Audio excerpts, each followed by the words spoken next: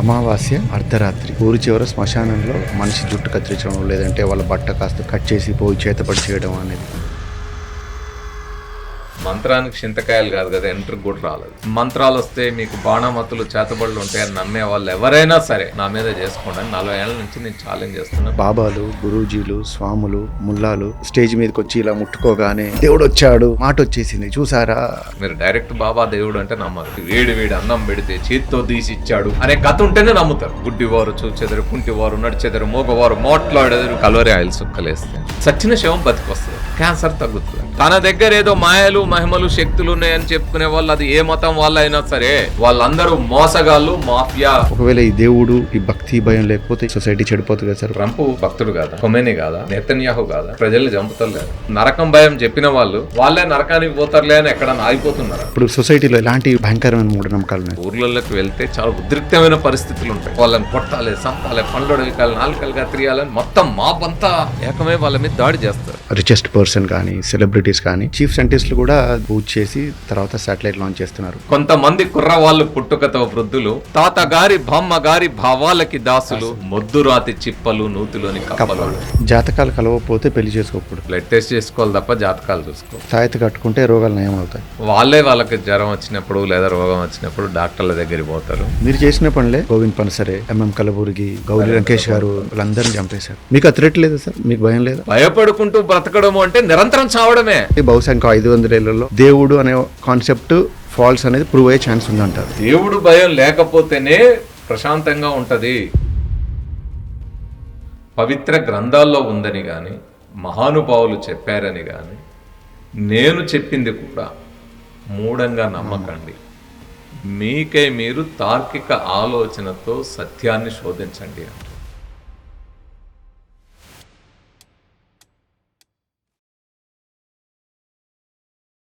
పిల్లి దారికి అడ్డొచ్చిందని ఆ దారిలో వెళ్లకుండా ఉంటాం. ఎవరో తుమ్మారని చెప్పి కాసేపు కూర్చుని వెళ్తాం. గ్రహణం ఉంటే తినకుండా కూర్చుంటాం. మంగళవారం అయితే హెయిర్ కట్ చేసుకోకుండా కూర్చుంటాం. జాతకం కలవలేదని పెళ్లి చేసుకోకుండా కూర్చుంటాం. వీటిని నమ్మకాలనలా, మూఢనమ్మకాలనలా. ఒక దేశం ఏమో రాకెట్ లాంచ్ చేయడానికి ఫిజిక్స్ని బేస్ చేసుకొని లాంచ్ చేస్తుంది. అదే ఇంకో దేశం రాకెట్ లాంచ్ చేయాలంటే ముహూర్తం చూసుకొని లాంచ్ చేస్తుంది. దేవుడిని మనం సృష్టించామా లేకపోతే దేవుడు మనం సృష్టించాడా? భయం, భక్తి, నమ్మకం, మూఢనమ్మకం, ఆధ్యాత్మికం, జ్ఞానం, విజ్ఞానం, వీటన్నిటి మధ్యలో ఎక్కడున్నాం మనం? వీటన్నిటి గురించి ఈరోజు మన గెస్ట్ మిస్టర్ రమేష్ గారితో మాట్లాడాం. రమేష్ గారు సమాజంలో మూఢనమ్మకాలని ఎరాడికేట్ చేయడానికి ఫైట్ చేస్తున్నారండి. Is an anti superstition crusader. ఈ పాడ్కాస్ట్ చూశాక అట్లీస్ట్ ఒక 10 మంది అయినా సరే రేషనల్ థింకింగ్ వైపు అడుగులేస్తారని ఆశిస్తున్నాను. పాడ్కాస్ట్ నచ్చితే సబ్స్క్రైబ్ చేయండి, షేర్ చేయండి. Thank you. నమస్తే రమేష్ గారు. నమస్తే అండి. మీరు సమాజంలో మూఢనమ్మకాలు లేకుండా చేస్తున్నారు. మూఢనమ్మకాలని సొసైటీ నుంచి వెళ్ళి తరిమేయడానికి ప్రయత్నిస్తున్నారు కదా సార్. ఇప్పుడు సొసైటీలో ఎలాంటి మూఢనమ్మకాలు, భయంకరమైన మూఢనమ్మకాలు ఉన్నాయి సార్? మన ప్రాంతాల్లో చూస్తే బాణమతి చేతబడుల పేరుతో జరుగుతున్న దాడులు మనం గమనించవచ్చు. అంటే మనుషులను చంపేయడం, పండ్లు వీకడం, నాలుకలు కత్తిరించడము, గొడ్డలతో నరకడం, సజీవ దహనాలు చేయడము, ఇలాంటివి చాలా జరుగుతూ ఉంటాయి. ఇటీవల కాలంలోనే 1-2 జిల్లాల్లో, తెలంగాణలో, హైదరాబాద్ దగ్గర ఉండే జిల్లాల్లో కూడా మనం చూడవచ్చు.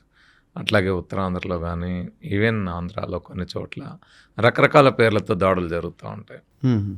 సో అంటే వాళ్ళు ఏం నమ్ముతారు, ఆ మనుషులు ఏవో మంత్రాలు చేశారు, దానివల్ల వీళ్ళకేదో అంటే వీళ్ళకి అనారోగ్యం జరగడం కానీ, ఇంట్లో ఎవరైనా చనిపోతే ఎవరో ఎదుటి వాళ్ళు చేసిన మంత్రాలు కారణం అని నమ్మి ఆ రకమైన దాడులు చేస్తున్న వాళ్ళు ఉన్నారు. దానికి అంటే కరెక్టే సార్, అందరూ నమ్ముతారు. మనిషి జుట్టు కత్తిరించడం లేదంటే వాళ్ళ బట్ట కాస్త పీసు కట్ చేసి పోయి చేతపడి చేయడం అనేది, దీనిలో ఇలాంటి సైంటిఫిక్ ఎవిడెన్స్ కానీ సైంటిఫిక్ కాదండి, అసలు ఏ విధమైన లాజిక్ కూడా నిలబడదు. ఇప్పుడు ఒక మంత్రంకి అంత శక్తి ఉంటే ఇప్పుడు ఇరాన్ అమెరికా యుద్ధం అంత జరగాల్సిన అవసరం లేదు. ఒకవేళ బాంబులు అవసరం ఏముంది? ఒక దేశం మీద ఇంకో దేశం ఎంట్రగలో నడిచిన మట్టో తీసుకొని మంత్రాలు వేసుకుంటే అయిపోతుంది కదా. సో ఇవన్నీ ఇది ఏ లాజిక్ నిలబడని అంశాలు. నిజంగానే ఎవరికైనా శక్తి ఉంటుంది. ఎక్కడన్నా నేను కూర్చొని ఏదైనా పూజ చేసి ఎక్కడున్న వాళ్ళైనా, ఏ మంత్రం చదివైనా ఎక్కడున్న వాళ్ళైనా చంపొచ్చా? అది అసలు సాధ్యం కాని పని. అందుకే నేనేం చెప్తా అంటే, మంత్రానికి చింతకాయలు కాదు కదా, ఎంట్రీ కూడా రాలేదు. ఎవరైనా అలా చెప్తే అది మోసం, అబద్ధం తప్ప ఇంకోటి కాదు. ఎందుకంటే నేను వాస్తవంగా అవే కనుక్కుంటే నేను ఇట్లా బతికుండకూడదుగా, మంత్రాలతో చంపి ఉండాలి. సో ఎవరైనా ఏ మనిషినైనా, నన్నైనా ఎవరినైనా చంపొచ్చు. ఎలా చంపొచ్చు? ఫిజికల్ అటాక్, లేదు సాధనాలు. అంతేగాని వేరే పద్ధతుల్లో మంత్రాలతోటి నేను దూరంగా ఉండి ఎక్కడో రిమోట్ కంట్రోల్ తోటి చంపుతా అంటే అది అయ్యే పని కాదు. అందుకే నేను ఛాలెంజ్ చేస్తాను, ఎవరైనా సరే మంత్రాలు వస్తే మీకు బాణమతులు చేతబడులు ఉంటాయని నమ్మే వాళ్ళు ఎవరైనా సరే నా మీద చేసుకోండి అని 40 ఏళ్ళ నుంచి నేను ఛాలెంజ్ చేస్తున్నా. కొన్ని వేల గ్రామాల్లో ప్రదర్శనలో ఛాలెంజ్ చేస్తాను. మీరు చేస్తున్నారు కదా సార్, ఇంకా ఎందుకని మూఢనమ్మకాలు సమాజంలో ఉన్నాయి మరి? ఒకటి తెలియనితనము, అంటే ఈ వాస్తవంగా ఈ సైంటిఫిక్ టెంపర్ అనేది లేకపోవడం అనేది. రెండవది మనం నేర్చుకుంటున్న చదువు, మనం నేర్చుకునే సైన్స్. ఈ సైంటిఫిక్ టెంపర్ని పెంపొందించే విధంగా లేదు. సైన్స్ సూత్రాలని బట్టి క్వశ్చన్ ఆన్సర్ రాస్తే, వాళ్ళు అడిగిన క్వశ్చన్కి వాళ్ళు ఆ టెక్స్ట్ బుక్లో ఉన్న ఆన్సర్ రాస్తే అయిపోయింది, మార్కులు వస్తున్నాయి. అంతేకాదు మన ఎడ్యుకేషన్ సిస్టంలో ఎలా అయిపోయిందంటే, ఈరోజు ఒక 2 విద్యా సంస్థలు మొత్తం తెలంగాణ, ఆంధ్రప్రదేశే కాదు కొన్ని ఇతర రాష్ట్రాల్లో కూడా 2 విద్యా సంస్థలు ఇంటర్మీడియట్ విద్యని మొత్తం శాసిస్తూ ఉన్నాయి. ఆ విద్యా సంస్థల్లో చదువుకున్న ఎవరు కూడా, అంటే సైన్స్ చదువుకునే వాళ్ళు ఎంపీసీ బైపీసీ మొత్తం ఒక్కడే చదువుతారు దాదాపు మ్యాక్సిమం %.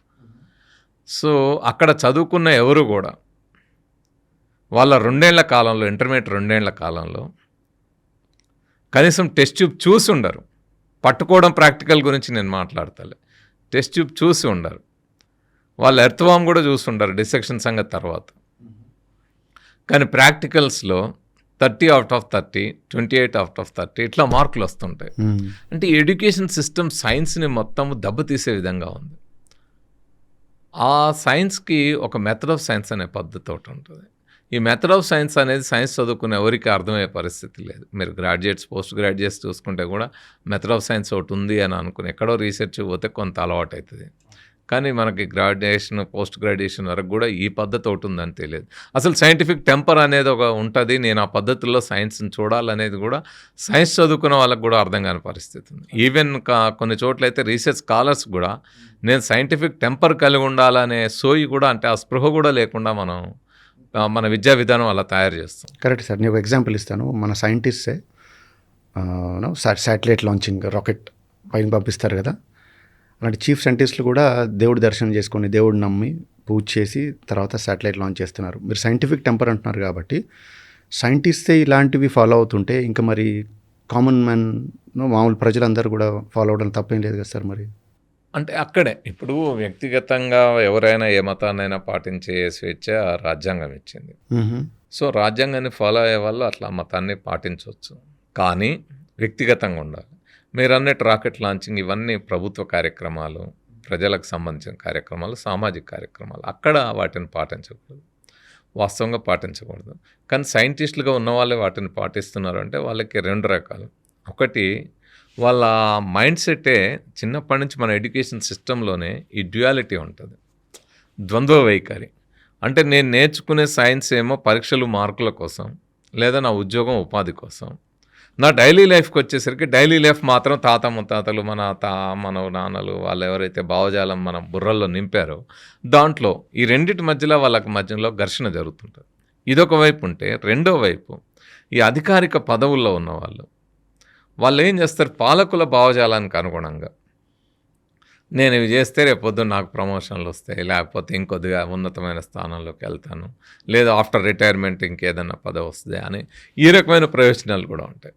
సో ఈ రెండిటి కారణంగా వాళ్ళు పాటిస్తూ ఉంటారు. వాళ్ళు వాస్తవంగా వాళ్ళని గమనిస్తే ఒక రాకెట్ లాంచింగ్ చేయాలి. రాకెట్ లాంచింగ్లో మెథడ్ ఆఫ్ సైన్స్ ఫాలో అవుతారా, వాళ్ళ నమ్మకాలని ఫాలో అవుతారా? మెథడ్ ఆఫ్ సైన్సే ఖచ్చితంగా ఫాలో కావాలి, లేకపోతే అది ఎగరదు కదా, రాకెట్ సక్సెస్ కాదు కదా. కాబట్టి మెథడ్ ఆఫ్ సైన్స్ ఫాలో కావాలి. కానీ లాంచింగ్ చూసేటప్పుడు ముహూర్తం పెట్టడం, చెంగలమ్మ గుడిలో ముహూర్తం పెట్టడం అనేది చేస్తున్నారు ఈ మధ్య. శ్రీహరి కోట నుంచి ఎగిరే వాటికి ముహూర్తం పెడితే ఎగురుతుందా? ఒక సైంటిస్ట్గా స్పేస్ విండో చూసుకోవాలన్నా ముహూర్తం చూడాలన్నా? స్పేస్ విండో అంటే ఏంది? నేను ఒక రాకెట్ పంపించేటప్పుడు అక్కడ అంతరిక్షంలో, ఆ స్పేస్‌లో ఏ విధమైన పరిస్థితులు ఉన్నాయి, వాతావరణ పరిస్థితులు ఏ రకంగా ఉన్నాయి, ఇంకే దేశమైనా రాకెట్ పంపుతుందా, లేకపోతే అక్కడ నేను పంపేటప్పుడు ఏమైనా క్లౌడ్స్ ఉంటాయా, విండ్ ఇంకా ఫ్యాక్టర్ అది మొత్తం అక్కడ ఉండే పరిస్థితులన్నీ చెక్ చేసుకొని, వాళ్ళకి స్పేస్ టైం చాలా రేర్‌గా దొరుకుతుంది. ఆ స్పేస్ విండో అనేది చాలా రేర్‌గా దొరుకుతుంది. ఆ దొరికిన టైంని ఆలోచించుకొని అట్లా మనం పంపించాల్సి ఉంటుంది. ఒకసారి ఈ సూపర్‌స్టిషన్ తోటి వీళ్ళ ముహూర్తం టైం కుదరలేదని స్పేస్ విండో టైం ఒక 7-8 నిమిషాలు వచ్చినప్పుడు దాన్ని ఆ టైంలో ప్రయోగించకుండా ముహూర్తం కుదరలేదని వేరే టైం ముహూర్తం టైం ఫిక్స్ చేసుకుంటే అప్పుడు 2 మినిట్స్ దొరికాను. సో చాలా రిస్క్ తీసుకోవాల్సి వచ్చింది. అంటే ఇది ఒక రకంగా సైంటిఫిక్ రిస్క్ అంటాం దీన్ని. ఈ రకమైన రిస్క్ తీసుకోవడం ద్వారా ఫెయిల్ అయితే ఆ 2 మినిట్స్లో మనం అంత రిస్క్ అంత అవసరం ఉండదు కదా. ఇప్పుడు ఇంకో పద్ధతి పాటిస్తూ ఉన్నారు. ఇప్పుడు ఏం చేస్తూ ఉన్నారు అంటే ప్రతిదానికి చాలా రెమెడీస్ ఉంటాయి. మూఢనమ్మకాల్లో ఇట్లనే పోవాలని ఉండదు. వాళ్ళు అక్కడ కూర్చొని వీటిని పంచి పోషించే వాళ్ళు ఉంటారు, ఇవి చెప్పేవాళ్ళు. వాళ్ళు చాలా ఈ ముహూర్తాలు చూసి చెప్పేవాళ్ళు, చాలా రెమెడీస్ చెప్తారు. ఇప్పుడు ఏంటంటే మీరు రాకెట్ లాంచింగ్ కౌంట్డౌన్ 0 వచ్చిన తర్వాత రాకెట్ లాంచింగ్ టైం ఉంది కదా, దాన్ని కాకుండా కౌంటింగ్ అంటే కౌంట్ డౌన్ ఎప్పుడు మొదలు పెట్టాలనేది అప్పుడు చూస్తున్నారు. సో దానికి అనుగుణంగా నేను కౌంట్ డౌన్ ఎంత పెట్టాలి, ఏ టైం నుంచి ఎక్కడ దాకా పెట్టాలి అని అంటే స్పేస్ విండో చూసుకొని దానికి అనుగుణంగా దీన్ని అడ్జస్ట్ చేసుకోవాలి. ఇవన్నీ కూడా అంటే వాళ్ళు చేసే పద్ధతికి భిన్నంగానే వాళ్ళు ఇట్లాంటివి వాళ్ళ మనసాక్షి మనస్సు ఒప్పుకోకపోయినా కూడా ఆ ఘర్షణతోటే ఇవన్నీ వాళ్ళు పాటిస్తూ ఉంటారు. అంతే అంటారా? వాళ్ళలో ఉండే మూఢత్వం ప్రజల్లో బాగా పెంపొందడానికి కూడా ఈ మూఢనమ్మకాలు పెరగడానికి కూడా కారణం అవుతాం. అంటే అంత పెద్దోళ్ళే నమ్మంగా లేనిది నేను ఎందుకు నమ్మకూడదు అంటే సెలబ్రిటీస్గా ఉండేవాళ్ళు. అసలు సైంటిస్టులు ఇలాంటివి పాటించకూడదు. ఎందుకంటే ఏది పాటించకుండా జపాను, చైనా, అమెరికా ఎగరేయట్లేదా? మనకంటే ముందు చందమామ మీదకి పోయిన దేశాలు కదా Japan, America, Russia, Japan, China.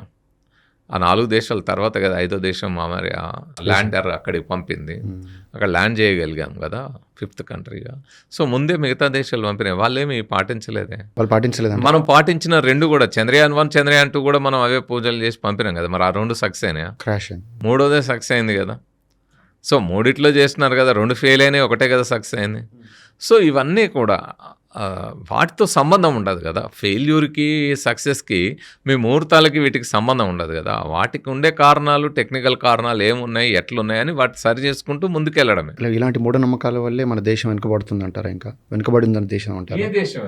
ఏ దేశమైనా మూఢత్వం పెరిగినప్పుడు ఖచ్చితంగా వెనుకబడే ఉంటుంది. అది అభివృద్ధిలోకి రాదు. ఇప్పుడు మన దేశమే, మీరు పాకిస్తాన్, ఆఫ్ఘనిస్తాన్, బంగ్లాదేశ్ చూడండి, మన చుట్టుపక్కలే ఉన్నాయి కదా. మూఢత్వం చాలా పెద్ద ఎత్తున ఉన్నప్పుడు ఆ దేశాలు ఎందుకు అభివృద్ధికి వస్తాయి? సో ఏ దేశమైనా అభివృద్ధిలో ముందుకెళ్ళాలంటే వాటిని వదులుకొని ముందుకెళ్లాల్సిందే. ఎలా పోవాలి సార్ ఇది? మరి మూఢత్వం సమాజం నుంచి ఎట్లా పోవాలి? మన దేశం కూడా మూఢత్వాన్ని వదులుకున్నప్పుడే ఇంకా వేగంగా ఉంటుంది. ఇప్పటికీ చాలామంది మూఢత్వాన్ని వదులుకున్నారు కాబట్టే ఈ మాత్రం వేగంగా మనం వెళ్ళగలుగుతాం. మిగతా నేను చెప్పినట్టు ఆఫ్ఘనిస్తాన్, పాకిస్తాన్, బంగ్లాదేశ్ స్థాయిలో మన దేశంలో లేదు కాబట్టి మనం వాటికంటే అడ్వాన్స్గా ఉన్నాం. సో మిగతా దేశాల కంటే కూడా అడ్వాన్స్గా ఉండాలి అంటే మనం వీటన్నిటిని వదులుకొని ముందుకెళ్ళినప్పుడు మన మేధస్సు వికసించాలి కదండి. ఈ మేధస్సు వికసించకుండా ఈ మూఢత్వం అనేది మనకి బంధనాలుగా సంఖ్యలు వేసినట్టే ఆపుతుంది మనల్ని. సో అలా ఆపుతున్న దీని నుంచి బయటపడాలంటే సైంటిఫిక్ టెంపర్ పెంపొందించాలి. అందుకే మన రాజ్యాంగంలో ఆర్టికల్ 51A చెప్తుంది, to develop scientific temper, spirit of enquiry, humanism and reform. వైజ్ఞానిక దృక్పథాన్ని, వైజ్ఞానిక పరిశీలన స్ఫూర్తిని, మానవవాదాన్ని, సంస్కరణాభిలాషాన్ని పెంపొందించడం పౌరుల ప్రాథమిక బాధ్యత అని చెప్పింది. కానీ అదే రాజ్యాంగం మీకు కావాల్సిన మతాన్ని ఫాలో అవ్వండి, మీకు కావాల్సిన నమ్మండి అని కూడా మన రాజ్యాంగం చెప్పింది కదా. నమ్మండి అని లేదు, నమ్మొచ్చు అని. ఇక్కడ తేడా ఉంటుంది. అంటే ఏ దేశమైనా తన రాజ్యం ద్వారా, చట్టం ద్వారా మతాన్ని కానీ నమ్మకాలని కానీ కట్టడి చేయలేదు. ప్రజల్లో మార్పు కోసమే ప్రయత్నం చేయాలి. సో ఎప్పుడైనా ఒక హేతుబద్ధ ఆలోచన పెరగాలన్నా, వైజ్ఞానిక దృక్పథం పెరగాలన్నా అది రాజ్యాంగమో చట్టమో చేసే పని కాదు. అది ప్రజల ఆలోచనలో, భావజాలంలో మార్పు తీసుకురావడం. అది నిరంతర కృషి ద్వారా జరుగుతుంది. సో ఆ సమయంలో ప్రజల్లో ఉండే నమ్మకాలు లేదా మతాల పట్ల ఉండే విశ్వాసాలు ఏవైతే ఉంటాయో ఏ దేశమైనా వాళ్ళకి వ్యక్తిగతమైన స్వేచ్ఛ వస్తుంది. ఎందుకంటే నా నమ్మకాల్ని, నా వ్యక్తిగతమైన స్వేచ్ఛ మతాన్ని పాటించే స్వేచ్ఛ అనేది ఇస్తుంది. అందులో భాగంగానే మన భారత రాజ్యాంగం ఇచ్చింది. మీరు యూరోపియన్ కంట్రీస్లో నాన్ బిలీవర్స్ ఎక్కువ ఉంటారు. బ్రిటన్ కానీ మిగతా స్విట్జర్లాండ్, యూరప్ తీసుకుంటే, కానీ ఆ దేశాల్లో ఇట్లాంటి చట్టాలు ఉండవు మీరు నమ్మొద్దు అని. ఎందుకంటే నమ్మే వాళ్ళు నమ్మొచ్చు, నమ్మకూడని వాళ్ళు నమ్మొచ్చు, నమ్మకూడని వాళ్ళు నమ్మకుండా ఉండొచ్చు. కానీ ఆ భావజాలంలో మార్పు రావడం అనేది ప్రధానంగా. అందువల్ల రాజ్యాంగాలు, చట్టాల ద్వారా దీన్ని కట్టడి చేయలేం. రాజ్యాంగం అనేది స్వేచ్ఛ గురించి చెప్పింది కాబట్టి వీటిని పాటించడం అనేది ఉంటుంది. అయితే మూఢత్వాన్ని పెంపొందించడం అనేది మన బాధ్యతగా ఉండకూడదు. మన బాధ్యత వైజ్ఞానిక దృక్పథాన్ని, సైంటిఫిక్ టెంపర్ని, స్పిరిట్ ఆఫ్ ఇంక్వైరీ అంటే వైజ్ఞానిక పరిశీలన స్ఫూర్తిని పెంపొందించడం అనేది అది మన బాధ్యతగా ఉంటుంది, పాలకుల బాధ్యతగా ఉంటుంది, సైంటిస్టుల బాధ్యతగా ఉంటుంది. మన బాధ్యత, సైంటిస్టుల బాధ్యత, పాలకుల బాధ్యత అంటున్నారు కదా సార్. నేను ఇంతకుముందు చెప్పిన ఎగ్జాంపుల్ లాగే సైంటిస్టులే ఇవన్నీ ఫాలో అవుతున్నారు. మళ్ళీ అదే మాటకు వస్తే సెలబ్రిటీస్ విషయానికి వద్దాం సార్. దేవుడు అనే టాపిక్ తీసుకుంటే మన దేశంలో రిచెస్ట్ పర్సన్ కానీ సెలబ్రిటీస్ కానీ అందరూ వాళ్ళు దేవుళ్ళకి పూజలు చేయడం, లక్ష్మీ పూజ చేయడం అని చూసినప్పుడు కామన్ మ్యాన్ నాలాంటి వాడు కూడా ఇన్ఫ్లుయెన్స్ అవుతాడు కదా. అంత పెద్ద ఆయనే చేస్తున్నాడు, అంత ధనవంతుడే, అంత భక్తి, దేవుడు అంటే భయం, భక్తి ఉన్నది కాబట్టి ఆయన దగ్గర అంత ఆస్తి, ధనం ఉందని చెప్పేసి నమ్ముతాను కదా నేను కూడా. అదే చాలా ప్రమాదకరంగా ఉంది మన దగ్గర. ఇంతకుముందు మీరు అన్నట్టు సైంటిస్టులే పాటిస్తున్నారు అంటే సైంటిస్టులు రాజ్యాంగానికి వ్యతిరేకంగా ప్రవర్తిస్తున్నారని అర్థం. అంటే రాజ్యాంగ బాధ్యతను నిర్వర్తిస్తలేరు. దేర్ ఫండమెంటల్ డ్యూటీ ఏదైతే ఉందో యాజ్ పర్ కాన్స్టిట్యూషన్ అది నెరవేర్చట్లేదు అని అది వాళ్ళకి ఆ బాధ్యత నిర్వర్తించినప్పుడు ఖచ్చితంగా ప్రభుత్వాలు, చట్టాలు, ఆ కోర్టు చెప్పాలి. కానీ వాళ్ళు కూడా అదే భావజాలంతో ఉన్నారు కాబట్టి వాటిని పెద్దగా పట్టించుకుంటలేరు. మీరు అన్నట్టు సెలబ్రిటీస్ ఇలాంటి మూఢనమ్మకాలని పాటించడం వల్ల లేదా విశ్వాసాలు పాటించడం వల్ల మిగతా వాళ్ళ మీద ప్రభావం చూపెడుతుంది. ఖచ్చితంగా సమాజంలో దాని ప్రభావం ఉంటుంది. అందుకే సెలబ్రిటీస్ కూడా ఈ బాధ్యతను విస్మరించి రాజ్యాంగ వ్యతిరేకంగా ప్రవర్తిస్తున్నారని మనం అర్థం చేసుకోవాలి. అందుకనే మనం కూడా సమాజంలో ముఖ్యంగా యువత గుర్తించాల్సింది ఏంటంటే ఎవరో ఒకరు పాటించారని మనం మూఢంగా అనుసరించాల్సిన అవసరం లేదు. 2,500 ఏళ్ల క్రితమే ఈ భారత గడ్డ మీద పుట్టిన బుద్ధుడు ఒక మాట చెప్తాడు. పవిత్ర గ్రంథాల్లో ఉందని కానీ, మహానుభావులు చెప్పారని కానీ, నేను చెప్పింది కూడా మూఢంగా నమ్మకండి, మీకై మీరు తార్కిక ఆలోచనతో సత్యాన్ని శోధించండి అంటాడు. సో సత్యాన్వేషణ ఈరోజు సైన్స్ అదే చెప్తుంది. సైన్స్ అంటే ఏంది? Searching of the truths about, exploring the truths about our universe in a systematic and logical method. So it is searching of truth. ఓ సెర్చ్ అండ్ రీసెర్చ్ పద్ధతుల్లో సత్యాల్ని, యూనివర్స్ గురించిన సత్యాల్ని అన్వేషించడం. సో అదే గౌతమ బుద్ధుడు 2,500 ఏళ్ల క్రితం చెప్పాడు. ఈరోజు సైన్స్ అదే చెప్తా ఉంది, చార్వాకులు అదే చెప్పారు.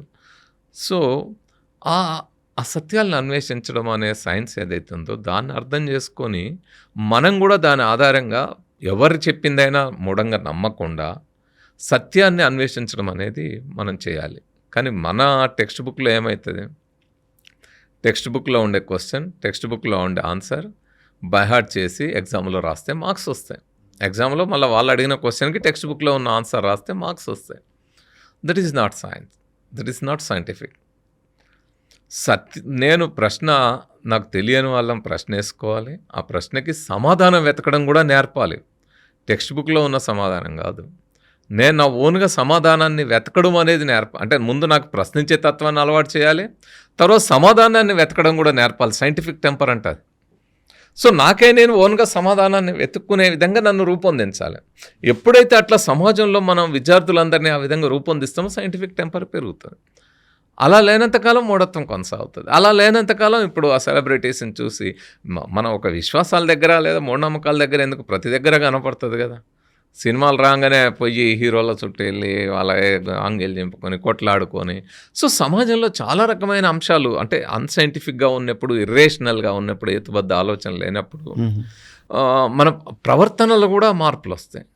అందుకే జవహర్లాల్ నెహ్రూ అంటాడు, scientific temper way it is a way of living అంటాడు. సో నీ లైఫ్ స్టైల్ని నువ్వు ఏ విధంగా రూపొందించుకుంటున్నావు అనేది అది నువ్వు సైంటిఫిక్గా ఉన్నవా అన్సైంటిఫిక్గా ఉన్నవా అనేది చెప్తుంటుంది. సో మీరేమన్నారంటే మూఢనమ్మకం అంటే సైన్స్ ద్వారా ప్రూవ్ చేయబడినాక కూడా ఇంకా మూఢంగా గుడ్డిగా నమ్మేదాన్ని మూఢనమ్మకం అంటారు. సో దేవుడి టాపిక్ వద్దాను సార్. సో సైన్స్ దేవుడిని ప్రూవ్ చేయగలిగిందా? ఇప్పుడు సైన్స్ దేవుణ్ణి ప్రూవ్ చేయడం అనేది సైన్స్ బాధ్యత కూడా కాదు. అంటే ఇప్పుడు ఎవరో ఒకరు ఏదో ఒక మాట చెప్పారనుకోండి, ఆ చెప్పిన ప్రతి మాటను డిస్ప్రూవ్ చేసుకుంటూ వెళ్ళడం సైన్స్ పని కాదు. సైన్స్ పని ఏంటంటే ఈ యూనివర్స్లో ఎగ్జిస్టెన్స్లో ఏదైతే ఉందో దాన్ని తన సెర్చ్ అండ్ రీసెర్చ్ మెథడ్లో నిరంతరం ఇంతకుముందు నేను చెప్పినట్టు ఎవిడెన్స్ అన్నీ కలెక్ట్ చేసుకొని దాన్ని ఆధారసహితంగా నిరూపించడం. సో ఎగ్జిస్టెన్స్లో ఉన్న వాటినే నిరూపించడం సైన్స్ పని, కానీ ఎవరో ఏదో ఒక మాట చెప్తే దాన్ని పట్టుకొని దాని చుట్టూ తిరిగి మన డబ్బు మన మేధస్సు అక్కడ వృధా చెయ్యం. ఆ అవసరం కూడా ఉండదు మనిషికి. ఇప్పుడు ఉదాహరణకి మనం చూస్తే థియరీ ఆఫ్ ఎవల్యూషన్ ఉంది, డార్విన్ ప్రపోజ్ చేసినప్పుడు థియరీ ఆఫ్ ఎవల్యూషన్ ప్రపోజ్ చేసినప్పుడు అంతకుముందు నుండే క్రియేషన్ సిస్టమ్ ఏదైతుందో దాన్ని డిస్ప్రూవ్ చేయాలని కాదు ఆయన ప్రయత్నం చేసింది. సృష్టివాద సిద్ధాంతం ఏదైతుందో దాన్ని డిస్ప్రూవ్ చేయడం కోసం డార్విన్ ప్రయత్నం చేయాలి. డార్విన్ ఏం ప్రయత్నం చేశాడు? తను మొత్తం అనేక దేశాలు తిరిగినప్పుడు, తను అనేక జీవజాతుల్ని పరిశీలించినప్పుడు, రకరకాల స్పీషీస్ని పరిశీలించినప్పుడు, ఒక స్పీషీస్లోనే ఇంత డైవర్సిటీ ఉన్నప్పుడు ఒక ప్రాంతంలోనే ఇంత డైవర్సిటీ ఎందుకుంది ఏమిటి అని ప్రశ్నలు వేసుకొని దానికి సంబంధించిన అనేక అంశాలని అధ్యయనం చేయడం కోసం ఆయన అనేక రకాల స్పెసిమెన్స్ కలెక్ట్ చేసుకున్నాడు. కొన్ని వేల స్పెసిమెన్స్ కలెక్ట్ చేసుకున్నాడు. వాటిని కొరియర్లో తన దేశానికి తన ప్రాంతానికి పంపించుకున్నాడు. కొన్ని తన వెంట తెచ్చుకున్నాడు. కొన్ని మిస్ అయిన వాటికి డ్రాయింగ్స్ తీసుకున్నాడు, దొరకని వాటికి లేదా వాటికి. సో అట్లా అనేక రకాల పద్ధతుల్లో దాన్ని తెచ్చుకొని అధ్యయనం చేసి ఎందుకు ఇది అంతా ఉంది ఏమిటి దీని కారణాలని ఆయన చాలా లోతుగా విశ్లేషించి ఆరిజిన్ ఆఫ్ స్పీషీస్ అనే ఒక పుస్తకాన్ని పబ్లిష్ చేసి తను ఒక థియరీని ప్రపోజ్ చేశారు. సో ఆ ప్రపోజ్ చేసిన తర్వాత ఈ థియరీ రాంగా రైటా అనే దాని మీద సైంటిస్టులు అనేక చర్చలు డిబేట్స్ జరిగి దాని మీద అనేక ఇప్పటికీ నిరంతరం పరిశోధనలు జరుగుతూ, సో ఇప్పుడు సైంటిస్టులు theory of evolution is right, దీనికి ఇన్ని రకాల ఎవిడెన్సెస్ మనకు ఉన్నాయి. ఎంపిరియాలజికల్ ఎవిడెన్సెస్ ఉన్నాయి, ఆర్కియలాజికల్ ఎవిడెన్సెస్ ఉన్నాయి, జెనెటికల్ ఎవిడెన్సెస్ ఉన్నాయి. తర్వాత అనేక రకాల భూమి మీద ఉండే అనేక రకాల జీవజాతుల్ని పరిశీలించిన తర్వాత ఈవెన్ శిలాజాలు, ఫోజిల్స్, ఎప్పుడెప్పుడో ఉన్న డైనోసార్స్ కానీ ఇంకా అనేక ఫోజిల్స్, ఇట్లా రకరకాల వాటిని పరిశీలించి ఆ విధంగా దాన్ని నిరూపించారు. సో ఇప్పుడు థియరీ ఆఫ్ ఎవల్యూషన్ ఏదో ఒకటి డిస్ప్రూవ్ చేయడానికి రాలే, మనకి ఈ పరిణామం ఎలా జరిగిందని చెప్పడంలో భాగంగా వచ్చింది. మీరు అన్నారంటే ఏదైతే ఉందో దాన్ని ప్రూవ్ చేయడానికి చార్లెస్ డార్విన్ పనిచేశాడు, అయింది కరెక్టే. ఎప్పుడు మనకి మనుషుల మధ్యలో మనుషులు పాటించేదే ఈ గుళ్ళు దేవుళ్ళు ఇవన్నీ ఉన్నాయి కదా సార్. సో దీన్ని కూడా ప్రూవ్ చేయడానికి సైంటిస్టులు పని చేయట్లేదా? నాకు క్వశ్చన్ అది. అదే నేను అనేది ఏంటంటే పని చేయాల్సిన అవసరం లేదు అంటున్నా. ఎందుకు సార్? ఎందుకంటే ఇట్స్ ఎ బిలీఫ్. ఇప్పుడు దానికి ఏదైనా ఆధారం ఉంటే, ఎవరైనా ఏదైనా ఆధార సహితంగా చెప్తే దాన్ని ప్రూవ్ చేయడానికి అది ఉందా లేదా అనేది దానికి ఉంది అనే దానికి ఆధారాలు వెతుకుతారు. లేని దానికి ఆధారాలు వెతుక్కుంటూ వెళ్ళడం అనేది సైంటిస్టుల పని. కళ్ళకి కనిపిస్తున్నాయి ఆధారాలు. కళ్ళకి ఎక్కడ కనపడింది? ప్రజలు తెల్లారు లేస్తే ప్రార్థనలు, గుళ్ళు, పూజలు, అది ఆధారం కాదు కదా. ఇప్పుడు ఇది ప్రజల్లో ఉండే నమ్మకాలే. ఇప్పుడు ఆదిమ మానవులు ఉన్నారు, ఆదిమ మానవుల కాలంలో ఈ నమ్మకాలు ఏమీ లేవు. ఇప్పుడు మీరు ఎందుకంటే అది మనం కేవ్ పెయింటింగ్స్ ఉంటాయి. కేవ్ పెయింటింగ్స్లో ఎక్కడ మీకు దేవుడికి సంబంధించిన పెయింటింగ్ లేదు. సో ఫైనల్లీ మీ కంక్లూజన్ ఏంటంటే దేవుడిని మనిషి సృష్టించాడు అంటారు. అంతే కదా. ఇప్పుడు మీరు కేవ్ పెయింటింగ్స్ చూడండి, ఎక్కడ కూడా మీరు దేవుడికి సంబంధించిన పెయింట్, వాళ్ళ చుట్టూ ఉండే అనేక రకాల జాతులు జీవజాతులకు సంబంధించిన పెయింటింగ్స్ ఉన్నాయి, కానీ దేవుడి పెయింటింగ్ ఎక్కడ మీకు కనపడదు. అక్కడ ఆ కాలంలో మీకు పూజలు కూడా కనపడవు. ఆహార సేకరణ దశలో కానీ, ఈవెన్ ఆహార ప్రొడక్షన్ దశకు వెళ్ళిన తర్వాత కానీ, ఆహార ఉత్పత్తి దశలో కానీ, ప్రారంభ దశలో ఎక్కడ మీకు కనపడదు. ఆ తరువాతే ప్రకృతిని ముందు దేవుడుగా అనుకున్నారు. అంటే తనకు వస్తున్న ఉత్పాతాలు, ఉన్నట్టుండి వరదలు రావడము, ఉన్నట్టుండి అడవులు తగలబడడం, వీటిని చూసి మొట్టమొదటి ప్రకృతి దేవతలను, మీరు ఇప్పటికీ ఆదివాసి ప్రాంతాల్లో పోండి, చెట్టు కొమ్మ తెచ్చి అడబెట్టి పూజ చేస్తారు, కానీ ఓ రూపం మనిషి రూపం ఉండదు. మీరు సమ్మక్క సారక్క రూపం ఎక్కడా ఉండదు. ఏదో పెయింటర్స్ తమ ఊహకల్పన, కానీ మీరు ఏ గుళ్ళో కూడా అది ఉండదు. సో అట్లా కమ్మలు మీరు ఆదివాసి ప్రాంతాల్లో, ఇక్కడే కాదు ఏ దేశంలోకి వెళ్ళినా కూడా ఆదివాసి ప్రాంతాల్లో ప్రకృతి పూజ. ఆ తర్వాత ఏమైంది? ఆ తర్వాత తమ తెగల్లో ఉండే హీరోయిక్ పర్సనాలిటీస్ ఏవైతే ఉంటాయో వాళ్ళని దేవుళ్ళు అంటే వాళ్ళ పూర్వీకుల్ని వాళ్ళని గ్రేట్గా అనుకోవడం మొదలుపెట్టి వాళ్ళని ఆ తర్వాత దేవతా రూపాలుగా అనుకున్నారు. నేను ఇంతకుముందు చెప్పిన సమ్మక్క సారక్క కానీ మా అమ్మాయిసమ్మ మారమ్మ అనేక మంది ఆ రకంగా మనుషులుగా ఉన్న వాళ్ళలో నుంచి వాళ్ళ ముందు తరాల్లో ఉండే హీరోయిక్ పర్సన్స్ని ఆ విధంగా అనుకున్నారు. చాలా చోట్ల, చాలా సమాజాల్లో, చాలా దేశాల్లో ఆ విధంగా. ఆ తరువాత ఆ హీరోయిక్ క్యారెక్టర్స్కి మరిన్ని కల్పనలు, కథలు జోడించి ఈనాటి దేవుళ్ళు వచ్చారు. సో ఇది మీరు దేవుళ్ళ ప్రస్థానం కూడా it is evolution of our thought.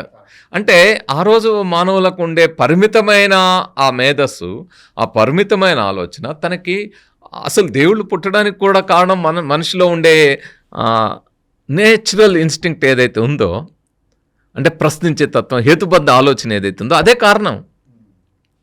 ఆ హేతుబద్ధ ఆలోచన వల్లనే ఆ విధమైన ప్రశ్న వేసుకోగలిగారు. అంటే దీనికి కారణం ఏంటి? వానలు ఉన్నట్టుండి వానలు రావడానికి కారణం ఏంది? అడవులు ఎందుకు తగలబడతా ఉన్నాయి? ఒక పాము కరిస్తే నేను ఎందుకు చనిపోతాను? ఇలాంటి అనేక రకాల ప్రశ్నలు వేసుకున్నారు. ఆ ప్రశ్నలకి ఆనాటి పరిమితమైన తెలియనితనంలో ఆనాటికి ఎంత మన మేధస్సు ఎదగలేదు కాబట్టి ఆనాడున్న మేధస్సుకి ఇమ్మీడియట్గా ఏదో ఒక సొల్యూషన్ ఎత్తుక్కొని ఒక దేవతా రూపం అనుకున్నారు. ఓకే, ఏదో మనకు తెలియని ఏదో శక్తి ఉందని అనుకున్నారు. కానీ అది ఆ విధంగా ఆ శక్తి నుంచి ఒకవైపు ఆ పరిణామం చెందింది, మరొక వైపు అక్కడే ఆగిపోలే మానవుల ఆలోచన. అంటే నేను ఏదో ఒక అతీత శక్తి కల్పించుకొని ఆగిపోలే, అక్కడే ఆగిపోతే అదే ఉండేది. సైన్స్ టెక్నాలజీ ఇది మన మేధస్సు ఎదగడం ఇది ఉండకపోయేది, అక్కడే మన మేధస్సు బంధించబడి ఉండేది. కానీ అక్కడే ఆగకుండా మళ్ళా హేతుబద్ధ ఆలోచన, ఇది నిజమా కాదా, అసలు వాస్తవం ఏంటిది, దీని వెనకాల ఇంకేదైనా కారణం ఉందా అని అది శోధించి పరిశోధించడం మొదలుపెట్టిన తర్వాత వానకు కారణం అది కాదు, వాటర్ సైకిల్, ఇట్లా రకరకాల కారణాలు వెతుక్కుంటూ వాస్తవం ఏమిటి అనే దాంట్లో నుంచే మానవ మేధస్సు వికసించింది. మీరు వానకు కారణం వాటర్ సైకిల్ అంటున్నారు కదా, కానీ ఇప్పుడు కూడా జనాలు ఎస్పెషలీ మినిస్టర్స్ యాగాలు హోమాలు చేస్తే వర్షం వస్తుందని కూడా చేస్తున్నారు కదా సార్.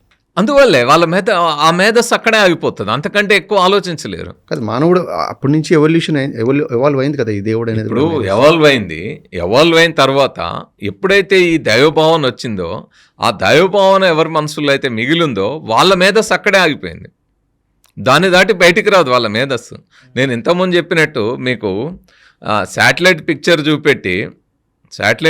చూపెట్టి భూమి స్ఫెరికల్గా ఉందని మీరు చెప్పినా ఎర్త్ ఫ్లాట్ సొసైటీని నమ్మేవాళ్ళు మాది ఫ్లాటే ఉంది, నీదే బోగస్ అంటారు. సో అంటే వాళ్ళ మేధస్సు అక్కడే ఆగిపోతుంది. ఇప్పుడు మనం ఎట్లయితే ఈ విధంగా ఉందో, ఈ ఆలోచన ధోరణి హేతుబద్ధ ఆలోచన ఏదైతుందో అక్కడ ఆగిపోకుండా మరింత ప్రశ్నించే తత్వానికి తీసుకెళ్లడం ద్వారా మనం చందమామ మీద సైతం కాలు మోపే విధంగా మన మేధస్సు వికసించింది. అంటే మీ ఎగ్జాంపుల్ తీసుకుంటే 400 ఏళ్ల క్రితం మనం భూమి ఫ్లాట్గా ఉందని నమ్మేవాళ్ళం. అదే ఈ రోజున ఎట్లయితే దేవుడు ఉన్నాడు అని నమ్ముతున్నాం కాబట్టి ఎవల్యూషన్ జరుగుతున్న కొద్దీ బహుశా ఇంకా 500 ఏళ్లలో లేదా 1000 ఏళ్లలో లేదా 100 ఏళ్లలో దేవుడు అనే కాన్సెప్ట్ ఫాల్స్ అనేది ప్రూవ్ అయ్యే ఛాన్స్ ఉందంటారు. 400 ఏళ్ల క్రితమే కాదు, 1600 ఏళ్ల క్రితమే ఆర్యభట్ట ఫస్ట్ భూమి గోళాకారం. సో 1600 ఏళ్ల క్రితం చెప్పినా ఇప్పటికీ 1600 ఏళ్ల నుంచి కూడా ఎర్త్ ఫ్లాట్ అని నమ్మే వాళ్ళు ఉన్నారు. సో మీరు అన్నట్టు వాస్తవంగా ప్రూవ్ అవ్వాల్సిన అవసరం కూడా ఉండదు, దేవుడు ఉన్నాడా లేదా అని ప్రూవ్ చేయాల్సిన అవసరం కూడా ఉండదు. ఎందుకంటే అదొక మానవ కల్పన. అందువల్ల ఏమవుతుంది, అల్టిమేట్గా ఏం జరుగుతుంది, మానవులు ఈ భావజాలం నుంచి ఈ కల్పనల్లోంచి బయటపడి వాస్తవం వైపు వస్తారు. ఇప్పుడు అదే జరుగుతూ ఉంది.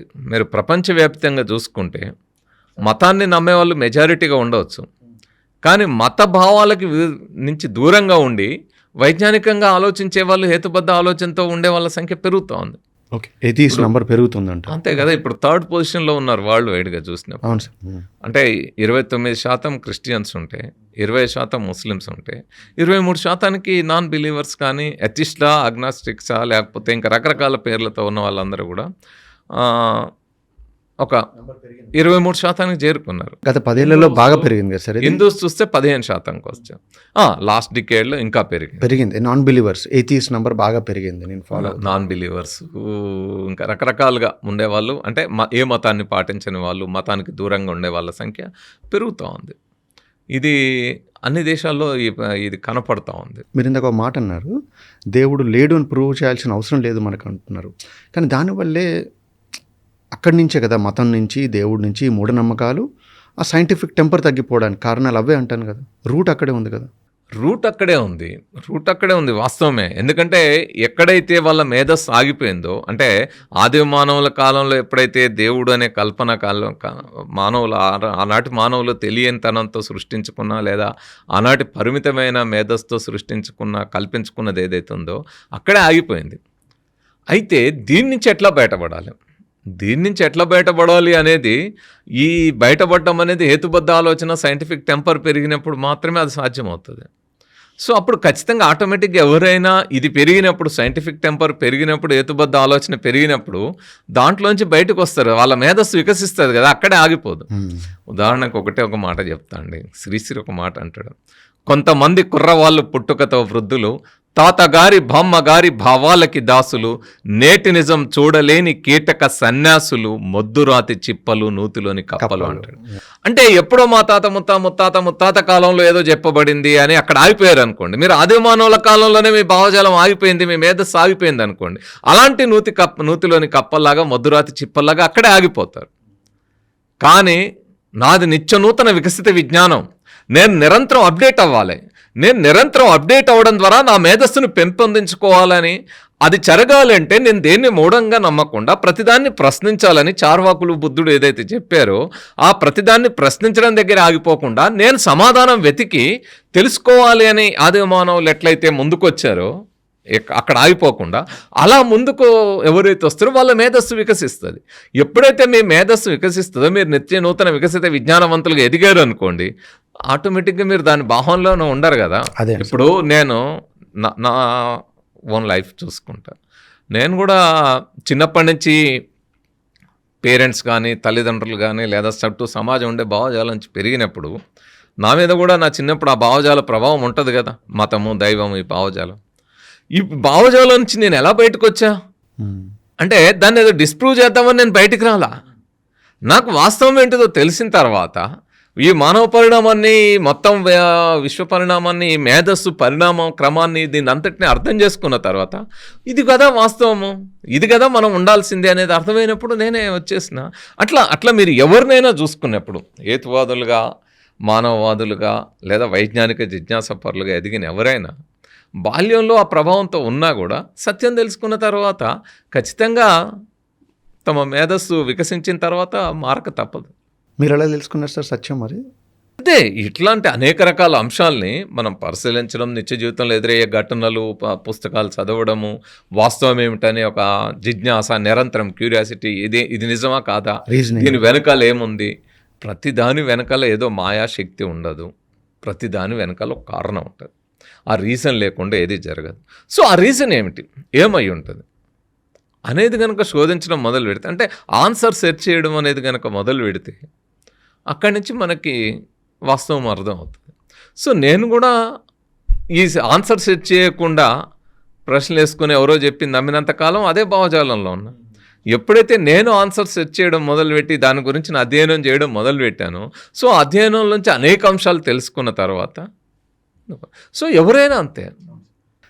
మీరు చేసిన పనులే ఈ తర్కం, రేషనల్ థింకింగ్ పెంచుకోవాలి, ఈ మూఢనమ్మకాలు నమ్మొద్దు అని పనిచేసిన వాళ్ళలో గోవింద్ పనసరే, ఎంఎం కలబుర్గి, గౌరీ లంకేష్ గారు, నరేంద్ర దాబోల్కర్, వాళ్ళందరిని చంపేశారు.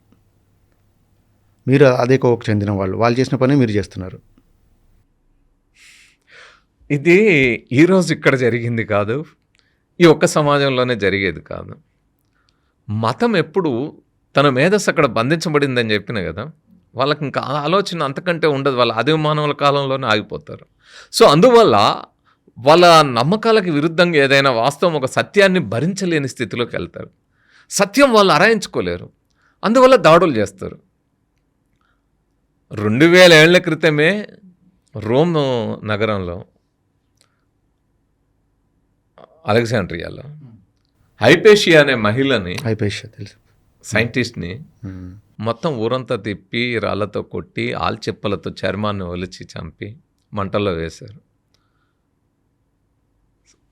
జియోసెంట్రిక్ థియరీ కాదు అని హీలియోసెంట్రిక్ థియరీ చెప్పినందుకు కోపర్నికస్ను మత న్యాయస్థానాలతో జుట్టి తిప్పి చర్చిల చుట్టూ తిప్పి హింసించారు. గెలీలియోను జీవితాంతం హౌస్ అరెస్ట్ చేస్తే ఆ చీకట్లో మగ్గి గుడ్డివాడై చనిపోయాడు. బ్రూనోని 8 ఏళ్ళు జైల్లో పెట్టి హింసించి క్రూరంగా అనేక రకాల హింసలకు గురి చేసి చివరికి మంటలో వేసి కాల్చారు. సో ఈ దాడి అనేక చోట్ల మతం చేసే పనే అది. ఏదో ఒక్క దేశంలో ఒక మతం చేసేది కాదు. ఈ రోజుకి మీరు అరబ్ కంట్రీస్లో కొన్ని చోట్ల పోయి ఈ సత్యాలు మాట్లాడితే అక్కడ దాడి జరుగుతుంది. బ్లాస్ఫెమీ అని చంపేస్తారు. సో ఇక్కడ కూడా చార్వాకుల మీద బౌద్ధుల మీద ఈ సత్యాలను మాట్లాడినందుకు, వాళ్ళ నమ్మకాలకు విరుద్ధంగా చెప్పినందుకు అనేక దాడులు జరిగినాయి, హత్యలు జరిగినాయి. ఇది గోవింద్ పన్సారితో, నరేంద్ర దబోల్కర్తో మొదలైంది కాదు, గౌరీ లంకేష్తో ఆగేది కాదు. సో ఈ దాడులు ఇక్కడ కూడా జరిగినాయి. మీరు మహాభారతంలో శాంతి పర్వంలో చార్వాకుడిని సజీవ దహనం చేసిన ఘటన కూడా చూస్తాం మనం. అదే సార్, ఇవన్నీ సార్ మీరు ఇప్పుడు ఇచ్చిన ఎగ్జాంపుల్స్ అన్నీ కూడా అలెగ్జాండ్రియాలో హైపేషియా అవి కానీ, కోపర్నికస్ కానీ, లేదంటే చార్వాకులది కానీ, బుద్ధుడి టైంలో కానీ ఎన్నో 2000-3000 ఏళ్ళ క్రితం విషయాలు. కానీ ఈరోజు సైంటిఫిక్ టెంపర్ అంతా పెరిగినా కూడా ఈరోజు కూడా ఎందుకు చావులు చూస్తున్నాం? మరి మీకు ఆ థ్రెట్ లేదా సార్? మీకు భయం లేదా? ఎందుకు లేదు? థ్రెట్ భయం లేదా అంటే భయం లేదు, థ్రెట్ లేదా అంటే థ్రెట్ ఉంటుంది. బెదిరింపులు ఉంటాయి, ఈ ప్రయత్నాలు ఉంటాయి, అవి జరుగుతూ ఉంటాయి. ఎందుకంటే సత్యాన్ని భరించలేని వాళ్ళు, అబద్ధాల్లో భ్రమల్లో బతికే వాళ్ళకి సత్యాన్ని భరించలేరు కదా, సత్యశోధనను తట్టుకోలేరు. అందుకని ఇప్పుడు నా మీద ఏంటండి, మహాత్మా జ్యోతిబా పూలే, సావిత్రిబాయి పూలే మీద అటాక్ జరగలేదా? బూతులు తిట్టలేదా? వాళ్ళని వ్యతిరేకించలేదా? డాక్టర్ బాబాసాహెబ్ అంబేద్కర్ను వ్యతిరేకించలేదా? ఆయన్ని తిట్టలేదా? ఇప్పటికీ తిడతలేరా? సో ఇది నిరంతరం జరుగుతుంది. అందుకే భగత్ సింగ్ ఒక మాట చెప్తాడు. Bhagat Singh why I'm atheist అనే పుస్తకం రాశాడు. ఆయన చనిపోయే ముందు లాస్ట్ అదే, వై ఐఎమ్ ఎథిస్ట్, నేను ఎందుకు నాస్తికుడిని అయ్యాను. అందులో చెప్తాడు, మీరు ఒక భావజాలము ప్రజల మనసుల్లో పెంపొందించి దాని ద్వారా వాళ్ళు ఆధిపత్యాన్ని చెలాయించుకునే వాళ్ళ భావజాలానికి వ్యతిరేకంగా మనం నిలబడ్డప్పుడు ఖచ్చితంగా మన మీద నిరంతర దాడి జరుగుతుంది, అనేక రకాలుగా జరుగుతుంది. నువ్వు వాళ్ళు నమ్మిన దాన్ని కాదంటున్నావు, సత్యం వైపు నిలబడ్డావు కాబట్టి నిన్ను ఒక అహంకారిగా కూడా చూపెడతారు, గర్విష్ఠగా చూపెడతారు, లేదా నీ మీద అనేక రకాల దుష్ప్రచారాలు జరుగుతాయి, భౌతిక దాడులు కూడా జరుగుతాయి. అయినా సరే సత్యం కోసమే నిలబడాలి అన్నాడు. ఇక దేశ స్వాతంత్ర్యం కోసం ప్రాణాలు అర్పించడానికి సిద్ధపడి, నూనూగు మీసాల వయసులోనే ప్రాణాలు అర్పించడానికి సిద్ధపడ్డ భగత్ సింగ్ ఆ మాట చెప్పిన తర్వాత 5.5 దశాబ్దాలు దాటిన నేను ఈ ప్రయాణం అంతా నిలబడ్డప్పుడు మూఢనమ్మకాలకు వ్యతిరేకంగా మీరు ఇవే కాదు, నేను బాణామతి చేతబడి దాడులు జరిగేటప్పుడు మీరు ఆ ఊర్లలోకి వెళ్తే చాలా ఉద్రిక్తమైన పరిస్థితులు ఉంటాయి. అంటే వాళ్ళని కొట్టాలి, చంపాలి, పండ్లొడవికాలి, నాలుకలుగా తిరియాలని మొత్తం మాబంతా ఊరంతా ఏకమై వాళ్ళ మీద దాడి చేస్తారు. అలాంటి ఉద్రిక్తమైన పరిస్థితుల్లో కూడా అక్కడికి వెళ్ళి ఆ బాధితుల్ని కాపాడి వచ్చినాం కదా, దెబ్బలు తిన్నాము, అనేక రకాల ఎత్తుగడలతో వాళ్ళని కాపాడి చాలామంది ప్రాణాలు కాపాడినాం. సో ఆ రకమైన దాడులు ఇవాళ కొత్త కాదు. వాటికి భయపడి వెనక్కి తగ్గి ఏదో జరిగిపోతుంది అని ఆగే పరిస్థితి. ఎందుకంటే ఒక సైంటిఫిక్ టెంపర్ ఒక సత్యాన్ని చెప్పాలనుకున్నప్పుడు నిరభ్యంతరంగా చెప్పాలి కదా. భయపడుకుంటే ఎన్ని రోజులు బతుకుతారు? భయపడుకుంటూ బ్రతకడము అంటే నిరంతరం చావడమే, ఒక జీవోత్సవంలాగా బతకడమే. ఒక వైజ్ఞానిక జిజ్ఞాసపరుడు, హేతుబద్ధ ఆలోచన ఉన్న వాళ్ళు ఎలా ఉంటారంటే భగత్ సింగ్ లాగా బతుకుతారు. తన ప్రాణాలు పోతున్నాయని తెలిసినా కూడా సత్యం కోసం, దేశం కోసం, ప్రజల కోసం నిలబడతారు. కాబట్టి ఆ విధంగా నిలబడ్డప్పుడు ఇవన్నీ మనకు దృష్టిలోకి కూడా రావు. వాళ్ళ దాడులు, బూతులు, తిట్టడాలు, ఇంకా రకరకాలు ఉంటాయి. అంటే రకరకాల దాడులు ఉంటాయి. ఎట్లుంటాయి?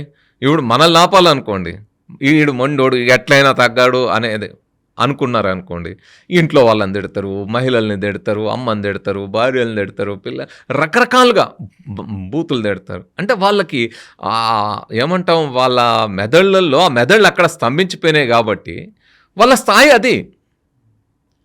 ఆ స్థాయిలో ఉన్న వాళ్ళని మనమేమి వాళ్ళని ఛాలెంజ్ చేయట్లేం. మనం ప్రజల్ని నిరంతరం వైజ్ఞానిక దృక్పథం వైపు మళ్లించే ప్రయత్నం చేస్తున్నాం.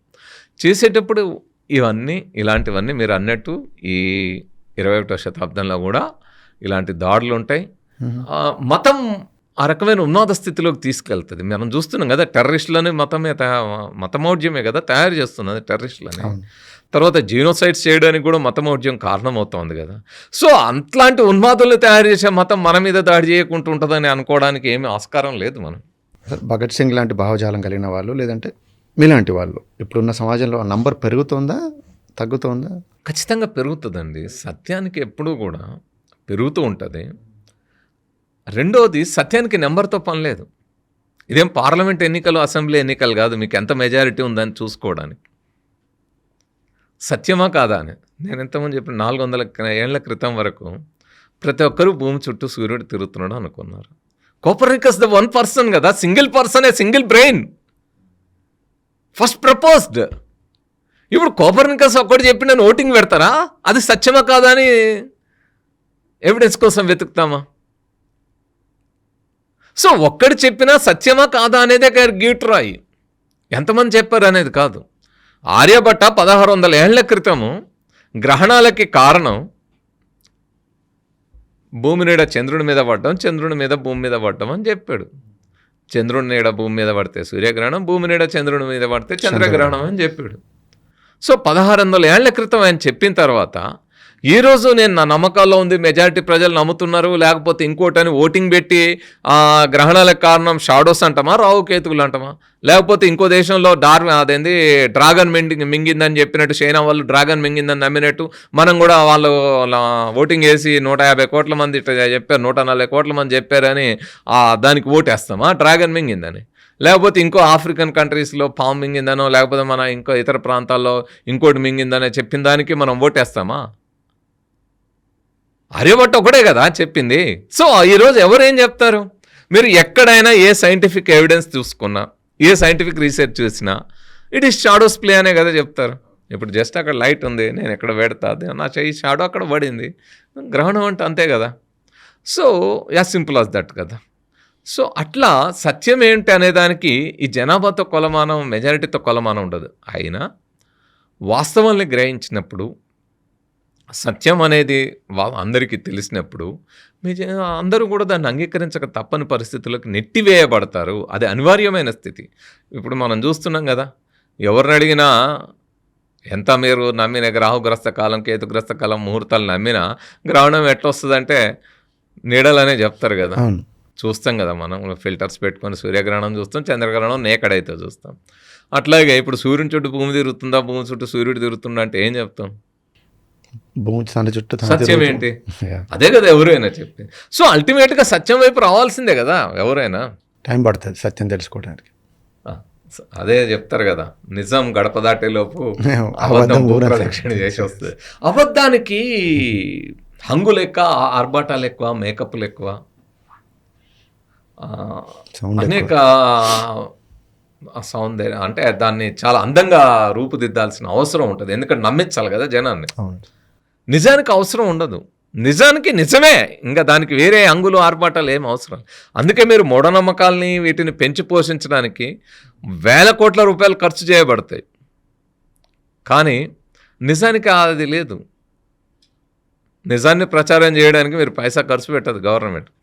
సైంటిఫిక్ టెంపర్ ప్రచారం చేయడానికి ఏమైనా గవర్నమెంట్ ఖర్చు పెడుతుందా? తెలంగాణ రాష్ట్ర ప్రభుత్వం చూసుకుంటే 2,50,000 కోట్ల బడ్జెట్ అంటారు, ఇప్పుడు 2 లక్షల కోట్ల బడ్జెట్. సైన్స్ ప్రచారానికి ఎంత ఖర్చు పెడతారు? 3 లక్షల కోట్లు మనది ఇప్పుడు. 3 లక్షల కోట్లకు వచ్చింది అనుకోండి, ఇప్పుడు ఇంకా బడ్జెట్ ఫిబ్రవరిలో పెడతారు. సో అందులో సైన్స్ ప్రచారానికి ఎంత పెడతారు? 5 కోట్ల 10 కోట్ల? జీరో. ఇక మరి మీరు దేశ బడ్జెట్ చూసుకోండి, దేశ బడ్జెట్లో లక్షల కోట్ల బడ్జెట్లో సైన్స్ ప్రచారానికి ఎంత పెడతారు? ఎక్కడ ఉండదు మీకు. అసలు ప్రచారం కాదు, సైన్స్ 300 అవార్డులు రద్దు చేశారు. ప్రచారానికి పెట్టడం. రీసెర్చ్ అంటే వాళ్ళకి టెక్నికల్ గా టెక్నాలజీ అవసరం కదా. పెట్టట్లేదు. రీసెర్చ్ కూడా ఎక్కడ పెడుతున్నారు? రీసెర్చ్కి పెట్టరు, టెక్నాలజీ. నేను అదే టెక్నాలజీకి ఖర్చు పెడతారు. ఎందుకంటే టెక్నాలజీ అవసరం, వాళ్ళని అందంగా చూపెట్టడానికి కెమెరాలు అవసరము, లేదా వాళ్ళ విమానాలు అవసరము, లేదా విదేశాల్లోకి వెళ్ళి మా దగ్గర ఇది ఉందని చెప్పుకోవాలి, లేదు వేరే దేశం నుంచి రక్షించుకోవడానికి మనకి సాంకేతిక నైపుణ్యం అవసరం. కాబట్టి ఆ టెక్నాలజీ ఖర్చు పెడతారు తప్ప సైన్స్ రీసెర్చ్ పెరగడానికి ఖర్చు పెడతారు. సో అది ఖచ్చితంగా అక్కడ కోత ఉంటుంది. మీ వాదంతో నాకు అర్థమైంది ఏంటంటే దేవుడు అనేది అబద్ధం, సైన్స్ అనేది నిజం. సైన్స్ అనేది నిజం, దేవుడు అనేది నమ్మకం. నమ్మకం. సో నమ్మకం అన్నప్పుడు దీన్నే మూఢనమ్మకం. నమ్మకమే కాదు, మానవ కల్పన, కల్పన అన్నప్పుడు. కల్పితమైనది. సో మూఢనమ్మకం కూడా మానవ కల్పితమే, మానవ నమ్మకమే. దేవుడు కూడా నమ్మకమైనప్పుడు అది కూడా మూఢనమ్మకమే కదా మరి. అంటే వాస్తవంగా అంటే ఇక్కడ నేను చెప్పదలుచుకుంది ఎందుకంటే అది నమ్మకము కల్పితం అని చెప్పినప్పుడు అది కల్పితమైన దాన్ని ఇట్ ఈస్ నాట్ ట్రూత్ అని మనం చెప్పడం అనేది కాదు. మూఢనమ్మకం అనేది ఎందుకు చెప్తున్నాం అంటే, మూఢనమ్మకం అనే ఆ పదమే ఎందుకు వచ్చింది, నమ్మకం ఉన్న తర్వాత మళ్ళీ మూఢనమ్మకం ఎందుకు వచ్చింది అంటే, మనం ఒకటి ఖచ్చితంగా నిరూపించిన తర్వాత, ఒక అంశాన్ని ఖచ్చితంగా నిరూపించిన తర్వాత ఆ నిరూపించిన అంశాన్ని ఇంకా అదే కరెక్ట్ అని నమ్ముతున్న వాళ్ళు ఏదైతే ఉన్నారో దాన్ని మూఢనమ్మకం అంటున్నాం. అర్థమైంది. సో ఆ విధంగా ఆ చిన్న లైన్ తేడా, అక్కడ రెండిటికి పెద్ద తేడా ఉందని కాదు, కానీ ఆ చిన్న లైన్ తేడా మూఢనమ్మకానికి నమ్మకానికి తేడా. సో మన పని ఏంటంటే ఈ మూఢనమ్మకాల వల్ల సమాజంలో నష్టం. భారతదేశంలో దాదాపు ప్రతి ఏడు 1,00,000 కోట్లకు పైగా మూఢత్వం వల్ల అంటే ప్రజలు నష్టపోతున్నారు అని. 1,00,000 కోట్ల రూపాయల పైన. ఇది ఒక అంటే రఫ్ అంచనా, అంతే ఉందా, అది 5 లక్షల 10 లక్షల ఇంకెక్కువ కూడా ఉండొచ్చు, తక్కువేం ఉండదు. మినిమంగా 1,00,000 కోట్ల పైనే ప్రజలు నష్టపోతున్నారు అని. ఇలాంటి నష్టాలకి లెక్కలు ఉండవు. ఎందుకంటే ఒక చిన్న ఇన్సిడెంట్ చెప్తా. ఒక అమ్మాయి, సరే యూత్ అన్న తర్వాత లవ్ ఇవన్నీ ఉంటాయి. ఒక అమ్మాయికి ఏదో సమస్య, తన ప్రేమ ఏదో ఉండి వశీకరణ, యూట్యూబ్లు వీటిల్లో చూసి వశీకరణ అనేది నమ్మి ఆ లింక్ చూసుకొని బాగా ఫేమస్ అయింది. ఎవరినో కాంటాక్ట్ చేసి ఒక 3,000 రూపాయలు అవుతుంది అంటే, ఏదో నేను వశీకరణ మంత్రం వేస్తా, ఇంకా మీ ప్రేమ 3,000 ఇచ్చింది. 3,000 ఇచ్చిన తర్వాత మళ్ళీ కొద్ది రోజులకు తనకేదో హెల్త్ ప్రాబ్లం వచ్చింది. అతనికి ఎవరైతే తన ఆపోనెంట్ అంటే మళ్ళీ 30,000 ఇంకో పూజ కోసం చేసుకోమడం.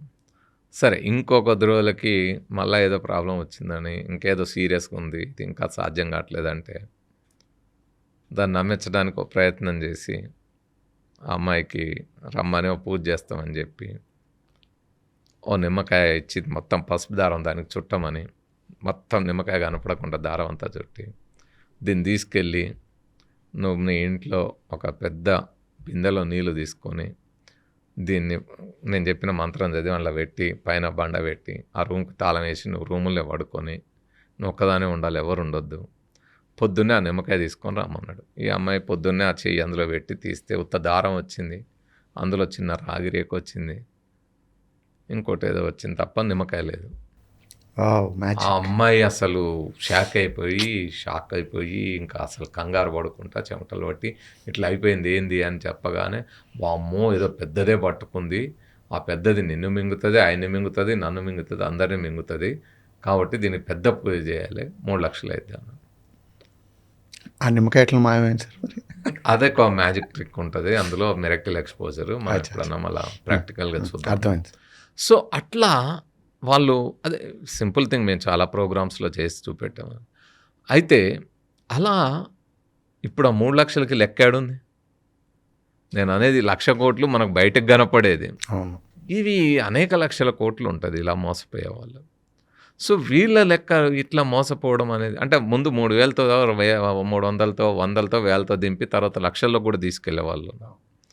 సో ఇలా మోసపోతున్నాయి. ఇప్పుడు అదేంటి రైస్ పుల్లింగ్ చెంబు అని, కాయన్ అని, కొన్నేళ్ల ముందు బాగా ఫేమస్ డాక్టర్ సూసైడ్ చేసుకున్నారు కదా, ఒక లేడీ డాక్టర్ 1.5 crore ఇంట్రెస్ట్ తెచ్చి ఇంట్రెస్ట్ కట్టలేక. సో అట్లా మోసపోయేవాళ్ళు. అంటే వీటితోటి డబ్బుతో ఒకటే కాదు, డబ్బు పోతుంది, హెల్త్ పోతుంది, తర్వాత మహిళల్ని లైంగికంగా వేధింపులకు గురి చేస్తారు, న్యూడ్ పూజలు చేయిస్తారు, లేదా రకరకాలుగా చేస్తారు, ఈవెన్ దాడులు జరుగుతాయి, లైంగిక దాడులు, బయట చెప్పుకోలేరు అడిగి పోయిన తర్వాత. ఆరోగ్యం, ప్రాణాలు పోతాయి కదా, ప్రాణాలు కూడా పోయినాయి కదా చాలామంది. ఇప్పుడు నేను ఇంతకుముందు చెప్పిన మూఢనమ్మకాల పేరుతో లేదు, ఈ మంత్రగాళ్ళు ఈ బామాల చుట్టూ స్వాముల చుట్టూ తిరిగి మోసాలు పోయే వాళ్ళు ఉన్నారు.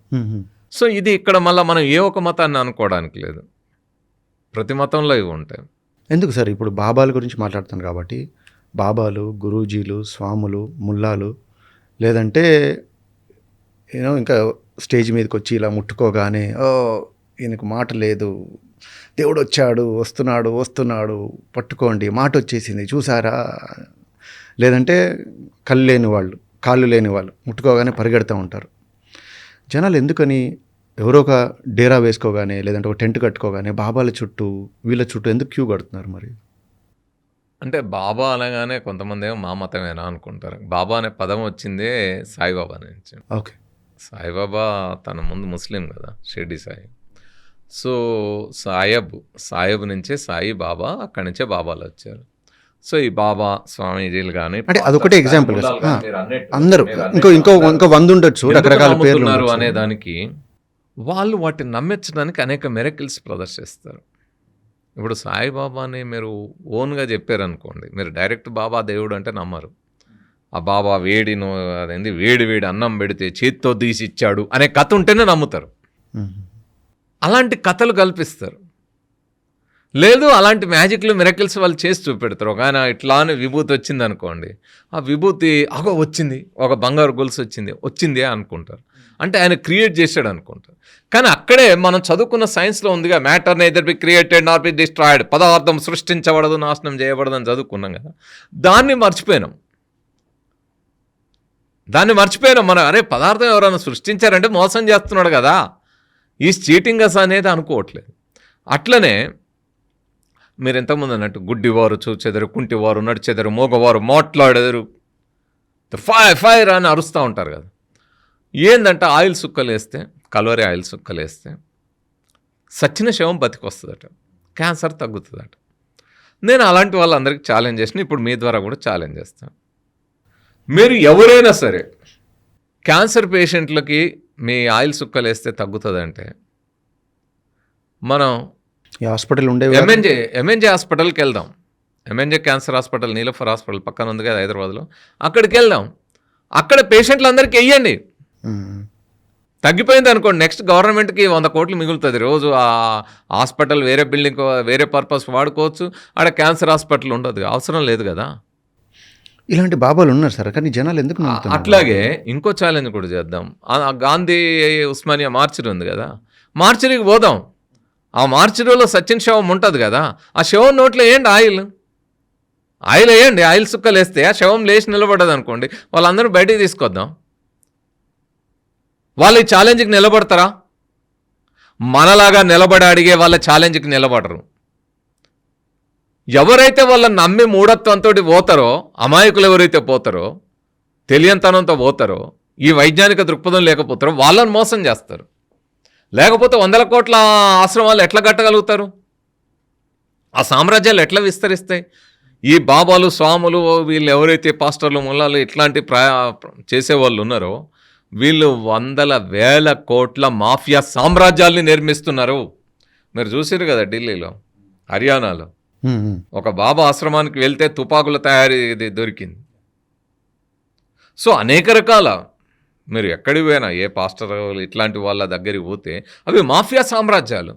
మిరకిల్స్ అని చెప్పే ఎవరైనా సరే, తన దగ్గర ఏదో మాయలు మహిమలు శక్తులు ఉన్నాయని చెప్పుకునే వాళ్ళు, అది ఏ మతం వాళ్ళైనా సరే, వాళ్ళందరూ మోసగాళ్ళు, మాఫియా సామ్రాజ్యాన్ని తయారు చేసుకుంటున్న వాళ్ళు. సో అందుకే ఇప్పుడు సాతాన్ సైతాన్ పేరుతో సాతాన్ ఫైర్ అని లేచి ఎగురుతారు. అంటే ప్రజల్ని హిస్టరిక్గా తయారు చేస్తున్నారు కదా, ప్రజల్ని ఒక మానసిక వ్యాధిగ్రస్తులుగా తయారు చేస్తున్నారు తప్ప వాళ్ళని వైజ్ఞానికంగా ఎదిగేటట్టు, వాళ్ళ మేధస్సు వికసించేటట్టు వీళ్ళు ఎవరు చేస్తున్నారు? ఎంతసేపు వాళ్ళకి బానిసలుగా, వాళ్ళకి ఆలోచన లేకుండా, వాళ్ళ భక్తులుగా, వాళ్ళ కాళ్ళ మీద పడే వాళ్ళుగా తయారు చేసుకుంటున్నారు తప్ప ఒక ఆలోచించి ఇది నిజమా, ఇది వెనకాల ఇది జరుగుతుందా, నిజంగా ఇట్లా జరుగుతుందా, ఒక మనిషికి ఆ శక్తి ఉంటుందా, ఆ శక్తి ఉంటే డబ్బులు మన దగ్గర ఎందుకు తీసుకుంటున్నాడు? అదే శక్తి ఆయనకుంటే ఆ డబ్బులు ఆ సంపద ఆయన ఎందుకు సృష్టించుకోలేడు? బంగారం సృష్టిస్తే ఆయన, ఓ బంగారం గొలుసు తీసిచ్చే ఆయన, నువ్వు ఇచ్చే ₹1 ఎందుకు తీసుకుంటున్నాడు ఫండింగు?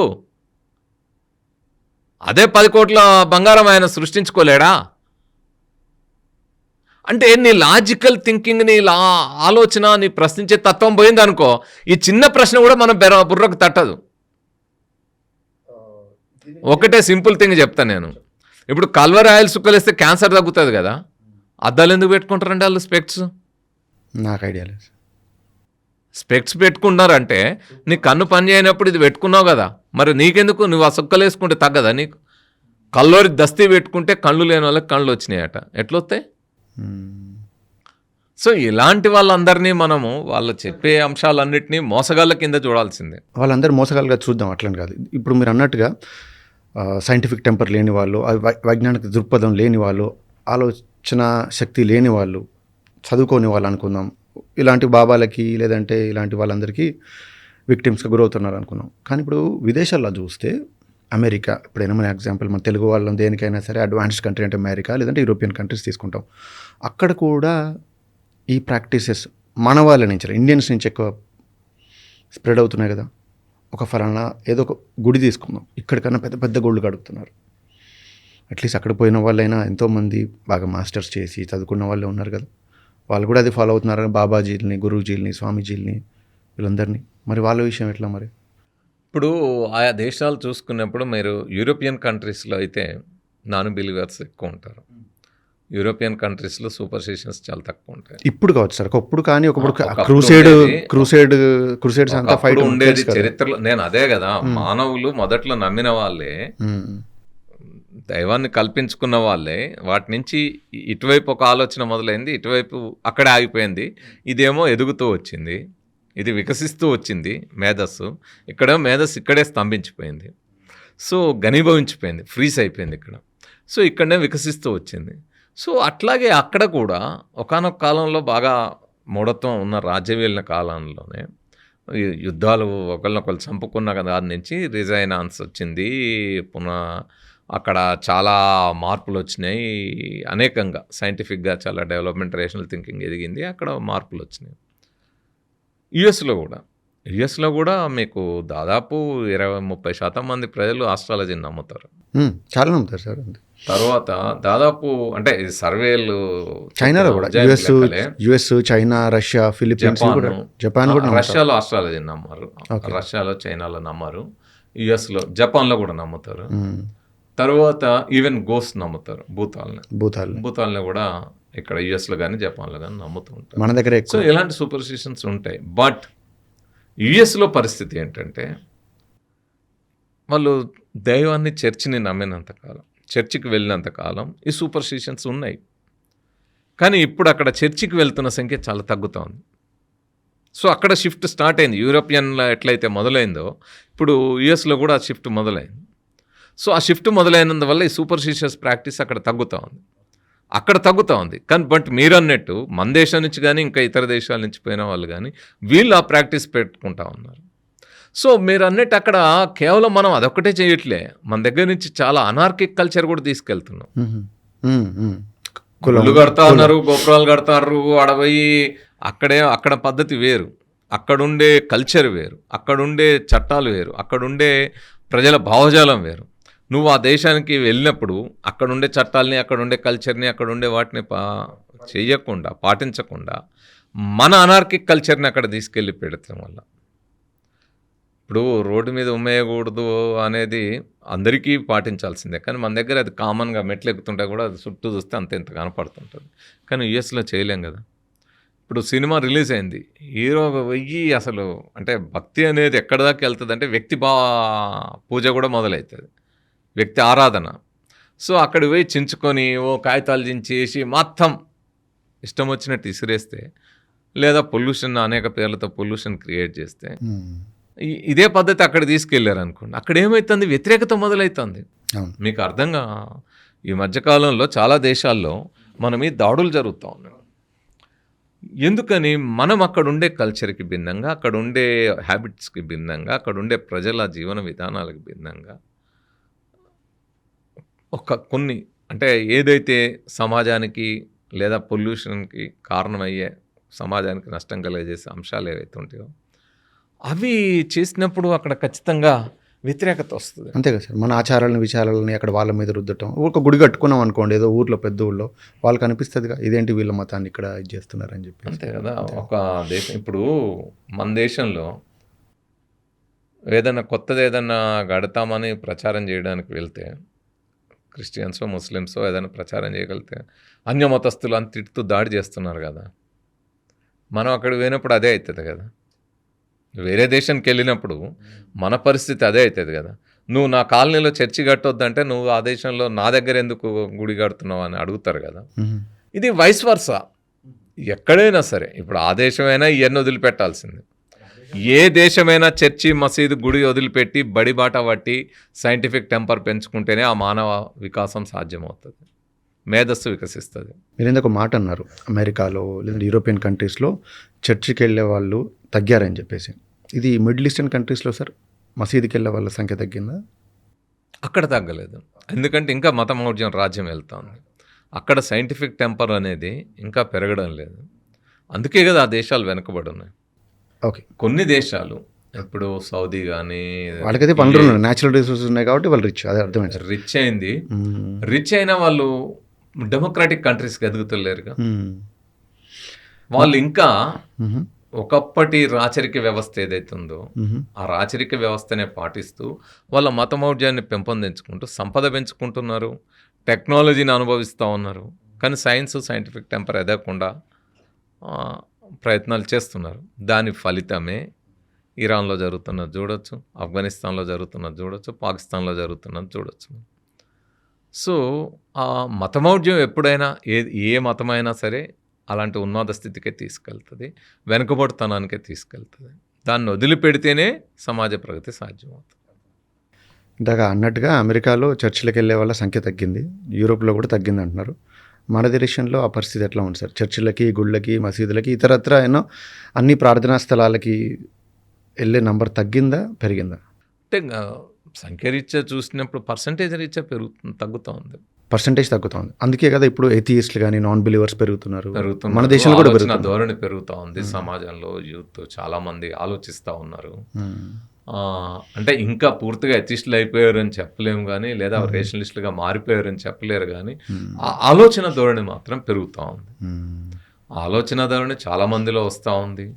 మనం ఎందుకంటే ఇప్పుడు అట్లా ఎదగకపోతే కుదరదు కూడా. సమాజంలో నువ్వు మిగిలే పరిస్థితి కూడా ఉండదు. ఆర్టిఫిషియల్ ఇంటెలిజెన్స్ స్థాయికి టెక్నాలజీ ఎదిగిన తర్వాత మనిషి సృష్టించిన ఆర్టిఫిషియల్ టెక్నాలజీ మన మేధస్సుని సవాల్ చేసే స్థాయికి వచ్చినప్పుడు మన మేధస్సు ఆ విధంగా వికసించకుండా, దాన్ని ఛాలెంజ్ చేసే స్థాయికి ఎదగకుండా దాన్ని తట్టుకొని నిలబడలేవు. అలా ఎదగాలి అంటే నువ్వు రేషనల్ థింకింగ్, సైంటిఫిక్ టెంపర్ ఉండాల్సిందే. నువ్వు మూఢత్వంతో దాన్ని ఎదుర్కోలేవు. అదే sir.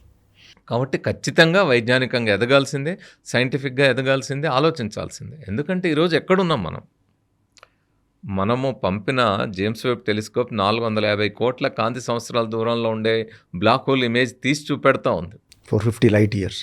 450 crore light years. 450 crore light year. ఒక లైట్ ఇయర్ అంటే సార్ నాకు అర్థమైందంటే ఒక లైట్ ఒక సెకండ్కి 3 లక్షల కిలోమీటర్లు. 3 లక్షల కిలోమీటర్లు ప్రయాణం చేస్తే సంవత్సరం 1 year పాటు, అంటే 3 lakhs into 60 into 60 into 24 into 365. 1 light year. 1 light year. So అంత వేగంతో ప్రయాణించేదాన్ని, అంటే 450 crore లైట్ ఇయర్ దూరంలో ఉండే బ్లాక్ హోల్ ఇమేజ్ని ఒడిసిపట్టి మనకేదో చూపెట్టగలుగుతా ఉందంటే, అంత టెక్నాలజీ ఓన్ చేసుకున్న మన మేధస్సు ఎంత వికసిస్తే అది సాధ్యమైంది. ఆది మానవుల కాలంలో ఎట్లయితే మతం అక్కడ స్తంభించిపోయిందో, మనం అక్కడే స్తంభించిపోతే ఇది సాధ్యమయ్యేది కాదు కదా. సో అదొక్కటే కాదు, ఎక్కడ ఏ రంగంలో చూసుకున్నా, స్పేస్ టెక్నాలజీ ఒకటే కాదు, ఎలక్ట్రానిక్స్లో చూసుకున్నా, లేకపోతే సముద్ర గర్భాలని శోధించడంలో చూసుకున్నా, జియోఫిజికల్ రీసెర్చ్ చూసుకున్నా, అన్ని రంగాల్లో మన మేధస్సు అంతగా వికసిస్తూ ఉంటే మనం కూడా ఆ స్థాయికి ఎదగకుండా ఇంకా మనం ఆది మానవుల కాలంలోనే ఆ మతము, దేవుడు అక్కడే ఎట్లా ఆగిపోతాం? దాన్ని దాటి బయటికి రావాలి కదా. అలా వచ్చినప్పుడే కదా మన మేధస్సు వికసించేది మనం. కాబట్టి యూత్ ఇప్పుడు చాలా ఆ విధంగా వస్తున్నారు. కానీ అలా ఎదగకుండా మళ్ళా యూత్ని కట్టిపడేయడానికి అన్ని మతాలు, ఆ మతాల్ని నమ్మేవాళ్ళు, అటు పాలకులు కావచ్చు, ఇటు మీడియా కావచ్చు, అటు సోషల్ మీడియా కావచ్చు, అనేక పద్ధతుల్లో వేల కోట్లు ఖర్చు పెట్టి మూఢత్వాన్ని పెంపొందించి ఈ బుర్రల నిండా వీళ్ళని, అంటే నేను ఇంతకుముందు చెప్పినట్టు ఆ నూతిలోని కప్పల్లాగా, ముద్దురాతి చిప్పల్లాగా మార్చాలని నిరంతర ప్రయత్నాలు చేస్తున్నాయి. అందుకే మన దగ్గరికి ఆర్యభట్టను రానియరు, ఆర్యభట్ట గురించి తెలియనియరు. అర్థమైంది సార్. ఇంకొకటి, అమావాస్య అర్ధరాత్రి ఊరి చివర శ్మశానంలో రావి చెట్టు లేదంటే మర్రి చెట్టు, లేదన్నా చింత చెట్టు మీద దయ్యాలు ఉన్నాయి. చాలా స్టోరీలు వినే ఉంటాం. ఇంతసేపు దేవుళ్ళ గురించి మాట్లాడుకున్నాం కాబట్టి కాసేపు దయ్యాల గురించి మాట్లాడుకుందాం సార్. అంటే ఈ దయ్యాలు ఉంటే వాటిని చూడాలని నాకు కూడా సరదా ఉండేది మొదట్లో. ఈ ఆదివారం అమావాస ఊరు బయట మర్రి చెట్లు చింత చెట్లు అనుకున్న కాడికల్లా వెళ్ళేవాడిని. శ్మశానాలకు కూడా వెళ్ళేవాడిని. ఎక్కడా కనపడలే. హైదరాబాద్లో కూడా అక్కడ ఒక హాంటెడ్ హౌస్ అని రకరకాల పోతే రకరకాల భూతాలు ఉన్న ఇండ్లు అని ఇట్లా ఉన్న వాటి దగ్గర కూడా వెళ్ళిన, అనేక చోట్లకి వెళ్ళిన, ఎక్కడ కనపడలా. ఇవన్నీ ఏంటి? ఇవి మనిషిలో ఉండే మానసిక దౌర్బల్యానికి నిదర్శనాలు తప్ప వాస్తవంగా ఏమీ ఉండవు. ఇవి నిజంగానే దయ్యాలు ఉంటాయి. ఉంటే అవి ఎక్కువ శాతం మీకు ఆడదయ్యాలే ఉంటాయి. అవి కూడా తెల్ల చీరే కట్టుకొని ఉంటాయి. అంటే ఈ చీర ఏ కంపెనీలు నేస్తారు, ఎక్కడ నేస్తారు, ఇవన్నీ ఉంటాయి. మళ్ళీ అది తెల్ల చీరే అయ్యి ఉంటుంది. ఏదన్నా ఏ డిటర్జెంట్ పౌడర్తో వాడినరో అంత తెల్లగా రావడానికి. సో ఈ కల్పనలకి సంబంధించిన అనేక ఒక రకంగా దైవానికి సంబంధించి కానీ దయ్యానికి సంబంధించి కానీ మానవ కల్పన, ఆ మేధస్సు యొక్క సృజనశక్తి ఉందే కల్పన, దానికి మాత్రం హ్యాట్స్ ఆఫ్ చెప్పాలబ్బా. ఎంత వైవిధ్యంగా ఎంతెంత కొత్త కొత్త కథలు ఒక్కొక్క దేవుడి గురించి అల్లగలుగుతారు. ఏ మతమైన వాళ్ళ సాతాన్లు సైతాన్లు లేకపోతే జిన్నాతన ఇంకేదో రకరకాల పేర్లతో దయ్యాలు భూతాలు పిశాచాల పేర్లతో అల్లుతారు. మనం కూడా చూసాం కదా, విఠలాచార్య సినిమాల్లో కనపడుతుంది. సో ఇట్లాంటివన్నీ కూడా ఈ కల్పిత గాథలు వాస్తవంగా ఎక్కడ ఉంటుంది? ఉంటే ఈరోజు మెడికల్ కాలేజీలో అనాటమీ పేరుతో అనేక శవాలను కోస్తున్నారుగా. ఏ డాక్టర్ కన్నా కనబడుతుందా? ఏమైనా లేచి అల్లరి చేస్తాయా ఏంది? మార్చరీలు ఉన్నాయి కదా అనేక హాస్పిటళ్ళల్లో, మార్చరీలు ఏమైనా గోల చేస్తాయా? ఇవన్నీ కూడా అంటే ప్రపంచవ్యాప్తంగా దీని మీద ఈ రకమైన ఈ దయ్యాలు భూతాలు సాతాన్లు సైతాన్ల చుట్టూ తిప్పి, అంటే ఒక క్యారెక్టర్ హీరోకి మనం ఒక సినిమా తీసుకోండి, ఒక హీరో క్యారెక్టర్ని ఎలివేట్ చేయాలంటే ఆ రేంజ్లో విలన్ ఉండాలి. విలన్ లేకపోతే ఈ క్యారెక్టర్ ఎలివేట్ కాదు. విలన్ లేకపోతే ఈ హీరోయిక్ క్యారెక్టర్ ఎంత పవర్ఫుల్ అనేది ఎట్ట తెలుస్తుంది? అందుకని విలన్ క్యారెక్టర్ని కూడా అంతకంటే పవర్ఫుల్గా చూపెడతారు. మీరు చివరి దాకా చూడండి, ఇద్దరు కొట్టుకుంటారు, ఒకసారి హీరో దెబ్బలు తగులుతాయి, కింద పడేస్తాడు, మళ్ళీ ఆ తర్వాత లేచి చివరి పంచ్ మాత్రం హీరోది అవుతుంది. అట్లా చూపెట్టినప్పుడే ఆడియన్స్ ఇది మొదటి నుంచి ఈ భావజాలాన్ని ఈ రకమైన ఆలోచనని ప్రపంచం అంతటా కూడా ఈ ఏదైతే ఈ కల్పన వచ్చిందో దైవ కల్పన వచ్చిన తర్వాత ఈ దైవం అనే క్యారెక్టర్ని ఎలివేట్ చేయడానికి ఈ భూతాలు సాతాన్లు సైతాన్లని అంత పవర్ఫుల్గా తీసుకొచ్చి పెట్టారు. మీరు యెహోవా ఎంత పవర్ఫుల్లో సాతాన్ అంత పవర్ఫుల్ ఉంటాడు, అల్లా ఎంత పవర్ఫుల్లో సైతాన్ అంత పవర్ఫుల్. ఇద్దరి మధ్యలో అట్లా చూస్తాం. అంటే అల్లా పవర్ఫుల్ చెప్పి సాతానుగా సైతము ఏమి చేయలేని ఒక నిర్వీర్యమైన స్థితికి తీసుకెళ్ళొచ్చు కదా. యెహోవా ఒక పవర్ఫుల్ క్యారెక్టర్ చేసినప్పుడు సాతాను ఏం చేయలేనట్టు ఉండాలి కదా. కానీ ఆ రెండు ఇట్లా నడుస్తాయి, చివరికి ఎప్పుడో ఈ విజయం సాధిస్తుంది, ఫైట్ మాత్రం ఉంటుంది అని ఆ భావజాల నుంచి ఇప్పుడు మన సినిమాలు అంటే మనదంతా హాలీవుడ్ నుంచి ఇక్కడికి డంపింగ్. సో అట్లనే వస్తుంటుంది, ప్రతి మతం కూడా ఆ పనే చేస్తుంది. అట్లా ఈ భావజాలాన్ని పెంపొందించారు. దానికోసం దీన్ని కాపాడడం కోసం మళ్ళీ ఈ భావజాలాన్ని కాపాడడం కోసం కూడా వేల కోట్లు ఖర్చు పెట్టి సినిమాలు వస్తాయి. దీని ద్వారా ఏమవుతా ఉంది, ఒకటి ప్రజల్లో భయాందోళనలు నెలకొల్పడం, రెండోది ప్రజల మానసిక బలహీనతలను ఆసరా చేసుకొని వేల కోట్లు సంపాదించుకోవచ్చు. ఇప్పుడు దీన్నే ఏం చేస్తారు, ఏఐ వచ్చిన తర్వాత ఇంకా రకరకాల పేరుతో యూట్యూబ్లు సోషల్ మీడియాలో ప్రతి ఒక్కళ్ళు కూడా ఈ దయ్యాల భూతాలు అది చూపెడితే ఏమంటాం మన వ్యూవర్షిప్ పెరుగుతుంది. కాబట్టి అట్లా వీటిని రెచ్చగొట్టి అక్కడికి దయ్యం కనపడ్డది, ఇక్కడ దయ్యం కనపడ్డది, అది ఇది అని అంటారు. ఈ దయ్యాలు కనపడితే నిజంగానే దయ్యాలు ఉంటాయి. కొమ్మిని దయ్యం పోయి ట్రంప్ను పట్టుకోకపోయిందా? కొమ్మిని సైతాన్గా మారి ట్రంప్ను పట్టుకోకపోయిందా? నిజంగానే దయ్యాలు ఉంటాయి. ఇరాన్లో చనిపోయిన 160 పిల్లలు, చిన్నపిల్లలు ఎవరైతే ఉన్నారో ఆ పిల్లల ఆత్మలు పోయి నెతన్యాహుని పట్టుకోకపోయినాయా? యుద్ధంలో ఎంతమంది చనిపోతున్నారు? ఈ యుద్ధమే కాదు, మన ఉక్రెయిన్, రష్యా యుద్ధం కానీ మనం అనేక రకాల యుద్ధాల్లో చూస్తాం. అంతెందుకండి, టెర్రరిస్టుల మీద దాడి చేయడానికి పహల్గామ్లో చనిపోయిన వాళ్ళ ఆత్మలు వెళ్ళి దాడి చేయకపోయినాయి. ఇవన్నీ మనం కల్పించుకునే కానీ వాస్తవాలుగా ఉండవు. ఎందుకంటే నేను ఇంతకుముందు చెప్పిన మళ్ళా ఉదాహరణ అదే వస్తుంది. 450 కోట్ల కాంతి సంవత్సరాల దూరంలో ఉండే బ్లాక్ హోల్ ఇమేజ్ తీసినప్పుడు ఒక దయ్యం కనుకుంటే దాని ఇమేజ్ తీయకపోదుమా, దాని సంగతి తేల్చకపోదుమా, దాని లక్షణాలు కనిపెట్టకపోదుమా? ఇవన్నీ అంటే మన కల్పనకి నిదర్శనాలు తప్ప వేరేం కాదు.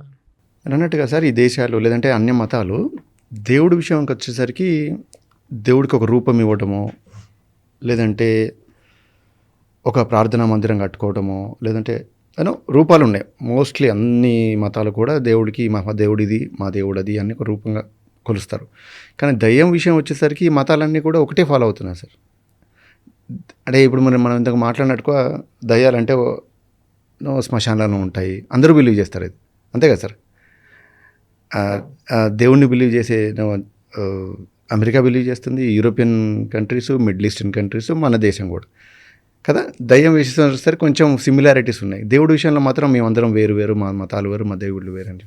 దయాల విషయాల్లో గొడవలు లేవు. మరి గొడవలు లేవు, ఎందుకంటే ఎవరి విలన్ వాళ్ళకే కదా. అంటే వాళ్ళకి సాతాను, వీళ్ళకి సైతాను, వీళ్ళ భూత ప్రేతాలు, రాక్షసులు, వీళ్ళు సృష్టించుకున్న కథలు వేరున్నాయి. కాబట్టి వీళ్ళ కథలు వేరుంటాయి, వాళ్ళ కథలు వేరుంటాయి. ఎవరి స్టోరీస్ వాళ్ళే అల్లుకున్నారు. దయాల్లో కూడా వేరే అంటారు. అంతే కదా, వాళ్ళకి సాతాను, వీళ్ళకి సైతాను. ఒకటి కాదు, రెండు. అట్లా వేరు వేరు కదా, వాళ్ళకే వీళ్ళకి వీరికే. సో వీళ్ళకి వచ్చేసరికి రాక్షసులు, భూతాలు, ఇవి దయ్యాలు, రకరకాల వీళ్ళే వేరు. సో ఇట్లా ఎవరి కల్పన ప్రకారం వాళ్ళే సృష్టించుకున్నారు. ఎవరి దేవుణ్ణి ఎంత హీరోయిక్గా చూపెట్టుకోవాలో అంత కౌంటర్గా విలన్స్ని కూడా అలాంటి స్టోరీస్ డెవలప్ చేసుకున్నారు. కాబట్టి ఇక్కడ ఒకటే అంశం అండి, దయ్యం భూతం అయితే మరి మనుషుల్ని పిరికొల్లాగా తయారు చేస్తున్నాయి. నేను అందుకే చెప్తాను, మీ భయమే బాణామతి, పిరికితనమే దయ్యం అని. సో మనుషుల్ని మానసికంగా పిరికోవాలని చేస్తున్నాయి, మానసికంగా దుర్బలుగా చేస్తున్నాయి, వీక్ పర్సన్స్గా చేస్తున్నాయి. Differ sir. కానీ నా అభిప్రాయం చెప్తున్నాను. మనుషులకి, జనానికి ఇప్పుడు దేవుడు అంటేనే దయం విషయం కాదని, దేవుడు అంటే కాస్తో భయం, భక్తి ఉన్నందుకే కదా కాస్తైనా కొంచెం ఆర్డర్ ఉంది సొసైటీలో. ఇప్పుడున్న జనం సార్ సొసైటీలో, ఎస్పెషల్లీ దేవుడిని నమ్మేవాళ్ళు, ఏ దేవుడైనా సరే, ఏ మతం అయినా సరే, 90% లేదంటే 99% అందరు మనుషులు తప్పులు చేస్తారు. ఏదో ఒక రకమైన తప్పులు తెలిసి కూడా అన్ని ప్రార్థన మందిరికి వెళ్తారు, పూజలు చేస్తారు. కరెక్ట్. ఈ దేవుడు అనే భయం, భక్తి ఉన్నా సరే తప్పులు చేస్తున్నారు. ఒకవేళ ఈ దేవుడు, ఈ భక్తి, భయం లేకపోతే ఇంకా మరి సమాజం, సొసైటీ చెడిపోతుంది కదా సార్. మనుషులు చాలా డేంజరస్ కదా. ఎప్పుడు కూడా ఈ భయం, భక్తి సమాజంలో ఎప్పుడు నేర ప్రవృత్తిని ఆపలేదు. ఇంకా నేరం పెరుగుద్ది కదా అంటే. మానవ హక్కుల పట్ల ప్రజల మానసిక ఆలోచనని మార్చలేదు. నేర ప్రవృత్తి ఆగాలన్నా మానసిక ఆలోచన, ఆ మానవ హక్కుల్ని గౌరవించాలన్నా రేషనల్ థింకింగ్, సైంటిఫిక్ టెంపరే చేయగలుగుతుంది తప్ప ఇది చేయలేదు. ఇప్పుడు మీరు చూడండి, ట్రంప్ భక్తుడు కాదా, ఖొమేనీ కాదా, ఇద్దరు నెతన్యాహు కాదా, వీళ్ళు ముగ్గురు భక్తులే కదా. ప్రజల్ని చంపుతలేరా, యుద్ధాలు జరుగుతలేవా? అట్లానండి సార్. నేను జనరలైజ్ కాదు, నేను సూటిగా చెప్తున్నా. ఎందుకంటే మీరు నేరాల సంఖ్య ఉన్న దేశాలు చూసుకుంటే, మానవ హక్కుల సంఖ్య చూసుకుంటే, స్కాండినేవియన్ కంట్రీస్లో మానవ హక్కుల యొక్క స్థాయి ఎక్కడ దాకా పోయిందంటే, ఇతర దేశం మీద దాడి చేయడం కాదు, నీ కన్న పిల్లల్ని నువ్వు కోప్పడితే కూడా నేరమే, మానవ హక్కుల ఉల్లంఘనే. అంటే నేరాన్ని నువ్వు కోప్పడడం కూడా, దూషించడం కూడా నేరం అనుకునే స్థాయికి మానవ హక్కులు, మానవ ఆలోచన ఎదుగుతూ ఉంది. ఇంకోవైపు దేశాల మీద దాడి చేసే స్థితికి. ఇప్పుడు టెర్రరిజం ఉంది, ఉన్మాదం, మతం పేరుతో ఉన్మాదం కాదా? ఒక మతం ఇంకో మతం మీద దాడి చేయట్లేదా? ఒక మతం మీద ఇంకో మతం వాళ్ళు దాడి చేయట్లేరా? ఎక్కడన్నా భక్తి, పాపమో అడ్డుకుందా? మా దేవుడు సృష్టి, ఇప్పుడు నరకం భయం చెప్పిన వాళ్ళే నరకానికి పోతారులే అని ఎక్కడన్నా ఆగిపోతున్నారా? ఎక్కడా కూడా ఇప్పుడు రేపు లాగినాయా? మతాల్లో జరగట్లేవా? ఏ మతంలో అయినా రేప్స్ జరగట్లేవా? ఆ మతాల్ని ఫాలో అయ్యే వాళ్ళలో అక్కడ అంటే నేను అనేది ఎక్కడో కాదు, మీరన్న గుళ్ళల్లో, చర్చిల్లో, మసీదుల్లో లేదా వాళ్ళ ఆశ్రమాలు ఏవైతే ఉన్నాయో ఇవన్నీ ఉండి కూడా అక్కడ ఇలాంటి జరగట్లేవా? అలాంటి సార్ ఇవన్నీ ఉండి కూడా అందువల్లే నేను అనేది ఏంటంటే ఈ భావం ఆపదు, మత భావము. ఎందుకంటే మనం మానసికంగా ఎదగకుండా, మన మేధస్సు వికసించకుండా ఇవేవో ఆపుతాయి అనేది భ్రమే. ఎక్కడా కూడా ఆపలేదు చరిత్రలో. క్రూసైడ్స్ ఎందుకు వచ్చినాయి? ఒక మతంలో వచ్చినాయి కదా. శైవులు వైష్ణవుల మధ్య యుద్ధాలు లేవా? దాడులు జరగలేదా? షియాలు సున్నీల మీద మధ్యలో జరగలేదా? ఇవన్నీ ఒక లెవెల్ ఆఫ్ గొడవలు సార్, అదే అనట్లేదు. వీటి వల్ల నేను అనేది ఏంటంటే ఎక్కడ ఆపింది? మీరు చెప్పింది ఎప్పుడు ఆపిందని అనట్లేదు. ఇది ఉండడం వల్ల మనిషికి కాస్త ఆర్డర్, భయం, నేను అంటున్నా ఆర్డర్ ఎక్కడ ఉంది అంటున్నా. ఆర్డర్ ఎక్కడొచ్చింది? ఇప్పుడు క్రూసైడ్స్ లో ఆర్డర్ ఎక్కడొచ్చింది? ఇప్పుడున్న వాళ్ళలో కాస్తంత ఆర్డర్ డౌన్ కదా సార్. సివిల్ సొసైటీలో మీరు అన్నట్టు రేపులు, మర్డర్లు, సివిల్ సొసైటీలో ఆర్డర్ ఎప్పుడు వచ్చింది? మీకు రాజ్యాంగం చట్టం ఉంటేనే వస్తుంది. అవును, రాజ్యాంగం అది లేకుండా వదిలిపెట్టండి. ఇప్పుడు మతమౌఢ్యం ఉన్న రాజ్యమే కదా. ఇరాన్లో ఎట్లుంది పరిస్థితి? సరే, ఇప్పుడు రాజ్యాంగం లేకుండా వదిలిపెట్టినా సరే, లేకపోతే భయం, భక్తి, దేవుళ్ళు లేకుండా వదిలిపెట్టినా సరే ఇంకా నాశనం అవుతుందని అంటున్నాను నేను అనేది ఏంటంటే దేవుడు భయం లేకపోతేనే ప్రశాంతంగా ఉంటుంది. దేవుడు అనే ఆలోచన లేకుండా నీ మనసు ఎప్పుడైతే వికసిస్తుందో, నీ మేధస్సు వికసిస్తుందో అప్పుడే వీటికి దూరంగా ఉంటారు. ఎందుకంటే నీ ఆలోచన పరిధి పెరుగుతుంది. నీకు మానవ హక్కులు అనే ఒక సోయి వస్తుంది. నేనే కాదు, నా తోటి వాళ్ళ హక్కుల్ని కూడా నేను గుర్తించాలి. నా పిల్లలకు కూడా హక్కులు ఉంటాయి, బాలలకు కూడా హక్కులు ఉంటాయి, ప్రతి ఒక్కరికి హక్కు ఉంటుంది అనే ఒక ఆలోచన వస్తుంది. చాలామంది స్వేచ్ఛ ఏమనుకుంటారంటే, స్వేచ్ఛ అంటే విచ్చలవిడితనం అనుకుంటారు. కానీ సైంటిఫిక్ టెంపర్ కలిగి హేతుబద్ధ ఆలోచన కలిగిన వాళ్ళలో ఉండే స్వేచ్ఛ అది కాదు. ఈ స్వేచ్ఛ ఏంటంటే, నాకు ఎంత స్వేచ్ఛ ఉందో నా పక్క వాళ్ళకి అంత స్వేచ్ఛ ఉంటుంది. సో వాళ్ళకి హక్కులు ఉంటాయి, నాకు హక్కులు ఉంటాయి, ప్రతి ఒక్కరికి హక్కులు ఉంటాయి. నాకే కాదు, మన చుట్టూ ఉండే ఈ జంతుజాలం, జీవజాతులు ఏవైతున్నాయో వాటన్నిటికీ హక్కులు ఉంటాయి. సో అన్నిటినీ సమన్వయపరుస్తూ నా స్వేచ్ఛని నేను అనుభవించడం, అంతేగాని నేను ఒక్కడే అనుభవిస్తా మీరు అందరూ కూర్చోండి అనడం కాదు. ఈ ఆధిపత్య భావజాలం, నేను కాబట్టి నువ్వు ఒప్పుకున్నా ఒప్పుకోకపోయినా నీ మీద దాడి చేస్తా, ఈ భావజాలం ఖచ్చితంగా పోవాల్సి వస్తుంది. అది పోవాలంటే ఆ సైంటిఫిక్ టెంపర్ ఎదగాలి. ఆ సైంటిఫిక్ టెంపర్ ఎదగాలంటే మరీ ముఖ్యంగా ఈ భావజాలం పోవాలంటే, మీరు అది పోవాలంటే ఆధిపత్య భావజాలం పోయి సమానత్వ భావజాలం రావాలి. అంతేగాని ఆధిపత్య భావజాలం ఉంది, నేను దేవుణ్ణి పూజిస్తా, నేను సాత్వికుడుగా ఉంటా అంటే కుదరదు, ఉండలేరు. మీరు మన కాన్వర్జేషన్ స్టార్టింగ్లో చెప్పినట్టుగా చిన్నపిల్లలకి ఫర్ ఎగ్జాంపుల్ నువ్వు తప్పు చేయకూడదు, తప్పు చేస్తే జేజా అంటారు మన దగ్గర. చిన్నపిల్లలకి జేజా అని నేర్పిస్తారు. లేదంటే దేవుడు నేను చూస్తాడు, దేవుడు నిన్ను పనిష్ చేస్తాడు అని చెప్తాడు, నువ్వు మంచిగా ఉండాలి అని చెప్పేసి. అలాంటి ఎగ్జాంపుల్స్ కోట్ చేయడం తప్ప మరి పిల్లలకి ఖచ్చితంగా నువ్వు ఎప్పుడు కూడా అబద్ధాల్లో పిల్లల్ని పెంచొద్దు. ఎవరో పనిష్ చేస్తారు అని కాబట్టి నువ్వు తప్పు చేస్తావు, తప్పు చేయకూడదు అనేది నేర్పకూడదు. It is wrong. నువ్వు చేయకూడదు. ఎందుకు చేయకూడదు? నీకు ఎవరైనా హాని చేస్తే నీకే నష్టం జరుగుతుందో, నువ్వు వేరే వాళ్ళకి హాని చేస్తే అదే నష్టం జరుగుతుందని సత్యాన్ని చెప్పాలి తప్ప నువ్వు ఏదో భయం పెట్టి ఏదో పూచి పెట్టినావు అనుకో, ఈ భయం పూచి ఉన్నోడు ఏం గమనిస్తాడు? నేను తప్పు చేస్తే ఏదో జరుగుతుంది అన్నారు, అమ్మ నాన్న అబద్ధాలు చెప్పినరు, వాళ్ళకి ఏం కాలేదు కదా, నాకెందుకు అవుతుంది? పక్కోడు కొట్టిండు, ఆయనకేం కాలేదు కదా, దేవుడి దగ్గర పోయి పూజ చేస్తే అయిపోద్ది కదా, నేను ప్రేయర్ చేసుకుంటే అయిపోతుంది కదా, నమాజ్ చేసుకుంటే అయిపోతుంది కదా, సమస్య పరిష్కారం అయిపోయింది కదా. అంటే నువ్వు స్వేచ్ఛ, ఆలోచనల్లో స్వేచ్ఛ అనేది లేకుండా, నేను సొంతంగా ఆలోచించడం నిర్ణయం అనేది నా వైపు నుంచి లేకుండా మీరు అట్లా అట్లా వదిలిపెట్టారు అనుకోండి, ఇది సమాజంలో ఒక రకమైన భావజాలం ఏంటంటే, నేను భయపెట్టాలా, బూచోడి భయం చూపెట్టాలా, లేకపోతే ఇంకో దైవ భయం చూపెట్టాలి, ఇంకో భక్తి భయం చూపెట్టాలి, లేకపోతే బెత్తం భయం చూపెట్టాలా, చిన్నప్పుడు తల్లిదండ్రులు అంటే పిల్లల్ని కొట్టి పెంచాలా. ఇదంతా ఆధిపత్య భావజాలం నుంచి వచ్చే మెంటాలిటీ, మానసిక మనస్తత్వము. దాంతో వీళ్ళు కూడా ఏమవుతుంది, నేను కూడా అంటే నేను పెద్దోడిని అయితే కొట్టొచ్చు, నేను ఆధిపత్యం కనుక ఉంటే కొట్టొచ్చు, కాబట్టి నేనే ఆధిపత్యంలోకి రావాలనే ధోరణి పెరుగుతుంది. అట్లా కాకుండా మీ పిల్లల్ని స్వేచ్ఛాయుతమైన వాతావరణంలో పెంచండి. అసలు మీ భావజాలాన్ని పిల్లల నెత్తిలో పెట్టకుండా రుద్దకుండా పెంచండి. చాలామంది ఏమనుకుంటారంటే మనం కంట్రోల్లో పెట్టకపోతే పిల్లలు ఏదో తప్పిపోతారు అనుకుంటారు. మీరు చూడండి, ఎక్కువ ఎవరైతే సిస్టమేటిక్గా కంట్రోల్ పెట్టి దండిస్తారో అక్కడ తప్పులు జరుగుతాయి. ఉదాహరణలు ఉన్నాయా సార్ దేశాలు చెప్పండి. చాలా. ఇప్పుడు మీరు ఎక్కడైనా చూడండి, దేశాలకు కాదు, ఇప్పుడు సిస్టమేటిక్ కంట్రోల్లో ఇప్పుడు మీరు చూడండి, అరబ్లో మీరు బొరకేసుకుంటే కంట్రోల్లో పెడతామన్నారు, వేసుకోవద్దు అన్నారు. మహిళల మీద దాడులు జరగవా? రేపులు జరగట్లేవా? గృహహింస జరగట్లేదా? సో ఇప్పుడు మీరు యూరోపియన్ కంట్రీస్కి వెళ్ళండి, దాడులు జరుగుతాయా? ఒక మనిషిని ఇంకో మనిషిని గౌరవించే స్థాయికి వచ్చినప్పుడు తనకి ఒక ఆలోచన ఉంటుంది, నాకు ఒక ఆలోచన ఉంటుంది అని తెలుసుకున్న తర్వాత ఎవరి ఆలోచనకి వాళ్ళకి గౌరవిస్తాం కదా మనం.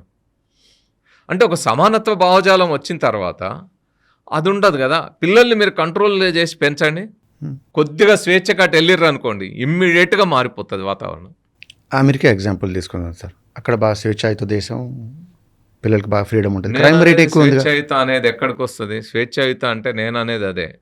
స్వేచ్ఛాయుత దేశం అంటే నాకు చట్టాల్లో స్వేచ్ఛ కాదు, నా భావజాలంలో నా ఆలోచనలో స్వేచ్ఛ ఎదగడం, ఆ తల్లిదండ్రులు ఆ మార్పు రావడం, ఆ సైంటిఫిక్ టెంపర్, ఆ రేషనల్ థింకింగ్ రావడం. సో యూఎస్లో లేదంటారు. ఉంటే మతం ఎందుకు ఉంటుంది? ఉంటే క్రైమ్ ఉంది కదా సార్ అక్కడ. మీరు ఇక్కడే చూస్తున్నారు కదా, భూతాల్ని నమ్మేవాళ్ళు, ఆత్మలు ఉంటాయని నమ్మేవాళ్ళు 40% ఉంటారు, మతాన్ని నమ్మేవాళ్ళు ఉన్నారు. అవెందుకు ఉంటాయి? మీకు రేషనల్ థింకింగ్, సైంటిఫిక్ టెంపర్ ఉన్నాక ఆలోచన ఎందుకు ఉంటుంది? ఇది ఆ సైంటిఫిక్ టెంపర్ మతాన్ని నమ్మిన తర్వాత మీకు ఆధిపత్యమే కదా, ఒకళ్ళ మీద ఒకళ్ళ ఆధిపత్యమే కదా. హీరో వర్సెస్ విలన్, ఎవరు ఆధిపత్యం నడుస్తే అదే కదా. కానీ సమానత్వ భావం ఎక్కడుందాడా? అక్కడ ఏమైతా ఉంది? మీరు దాన్ని అది మొత్తము సంపద డ్రివెన్. నువ్వు ఏదన్నా చేయి, డబ్బులు సంపాదిస్తే లెక్క. ఇప్పుడు ఆ ట్రంప్ చేస్తుంది అదేగా. నువ్వు ఏదన్నా వేరే దేశం మీద అటాక్ చేయి, ఆ అధ్యక్షుడిని ఎత్తుకొచ్చేయి, ఆ చమురు మీద నీ పెత్తనం తెచ్చుకో, డబ్బులు వస్తాయి. సో డబ్బుల కోసం దాడి చేయడం అనేది నేర్పిన తర్వాత ఇంకా సమాజంలో పెరిగే యువత ఎట్లా పెరుగుతారు? వేరే దేశం మీద దాడి చేసి ఆ దేశాధ్యక్షుడిని కిడ్నాప్ చేయడమే తప్పు కాదనే ధోరణి వాళ్ళ నాయకుడే చెప్పిన తర్వాత, ఆయన ఒక మతాన్ని నమ్మి చెప్పిన తర్వాత, ఇట్ ఈస్ నా సుపీరియరిటీ అని చెప్పిన తర్వాత మిగతా వాళ్ళు ఎక్కడికి వెళ్తారు? కాబట్టే నేను అనేది ఆధిపత్య భావజాలం అనేది పోయి సమానత్వ భావజాలం రావాలి. ఆ సమానత్వ భావజాలం రావాలి అంటే సైంటిఫిక్ టెంపర్, రేషనల్ థింకింగ్ ఉండాలి. సో ప్రతి మనిషికి ఓ విలువ ఉంటుంది, ప్రతి మనిషికి హక్కులు ఉంటాయి, ప్రతి మనిషికి ఓ సెల్ఫ్ రెస్పెక్ట్ ఉంటుంది. వాటన్నిటినీ మనం కూడా గౌరవించాలి అనే ఆలోచన వచ్చినప్పుడు, ప్రతి ఒక్కరిలో ఈ ఆలోచన వచ్చింది అనుకోండి, సమాజం ఎందుకు మానవ వికాసం జరగదు? ఎందుకు మన మేధో వికాసం జరగదు? ఎందుకు మనం ఉన్నతమైన మానవులుగా ఎదిగి సమాజం మరింత ఉన్నతంగా ఎదిగి తీరుతుంది. అయితే ఇది ఒకటి రోజు రాదు, ఈ ఘర్షణ జరుగుతూ ఉంటుంది. ఇప్పుడు ఆదిమ మానవుల నుంచి ఇప్పటిదాకా ఘర్షణ జరిగింది. ఇప్పుడు ఆ క్రూసైడ్స్ అన్నారు మీరు, ఇక్కడ శైవుల వైష్ణవుల ఘర్షణ అన్నారు, షియా సున్నీల ఘర్షణ. ఇది జరిగిన తర్వాత, క్రూసైడ్స్ జరిగిన తర్వాత అక్కడ ఇప్పుడు ఆర్డర్ కొంచెం మారింది కదా. ఇక్కడ కూడా శైవ వైష్ణవ తర్వాత కొంత మార్పు వచ్చింది కదా, ఇంకా మార్పు వస్తుంది కదా. ఈ ఘర్షణలు జరుగుతుంటాయి.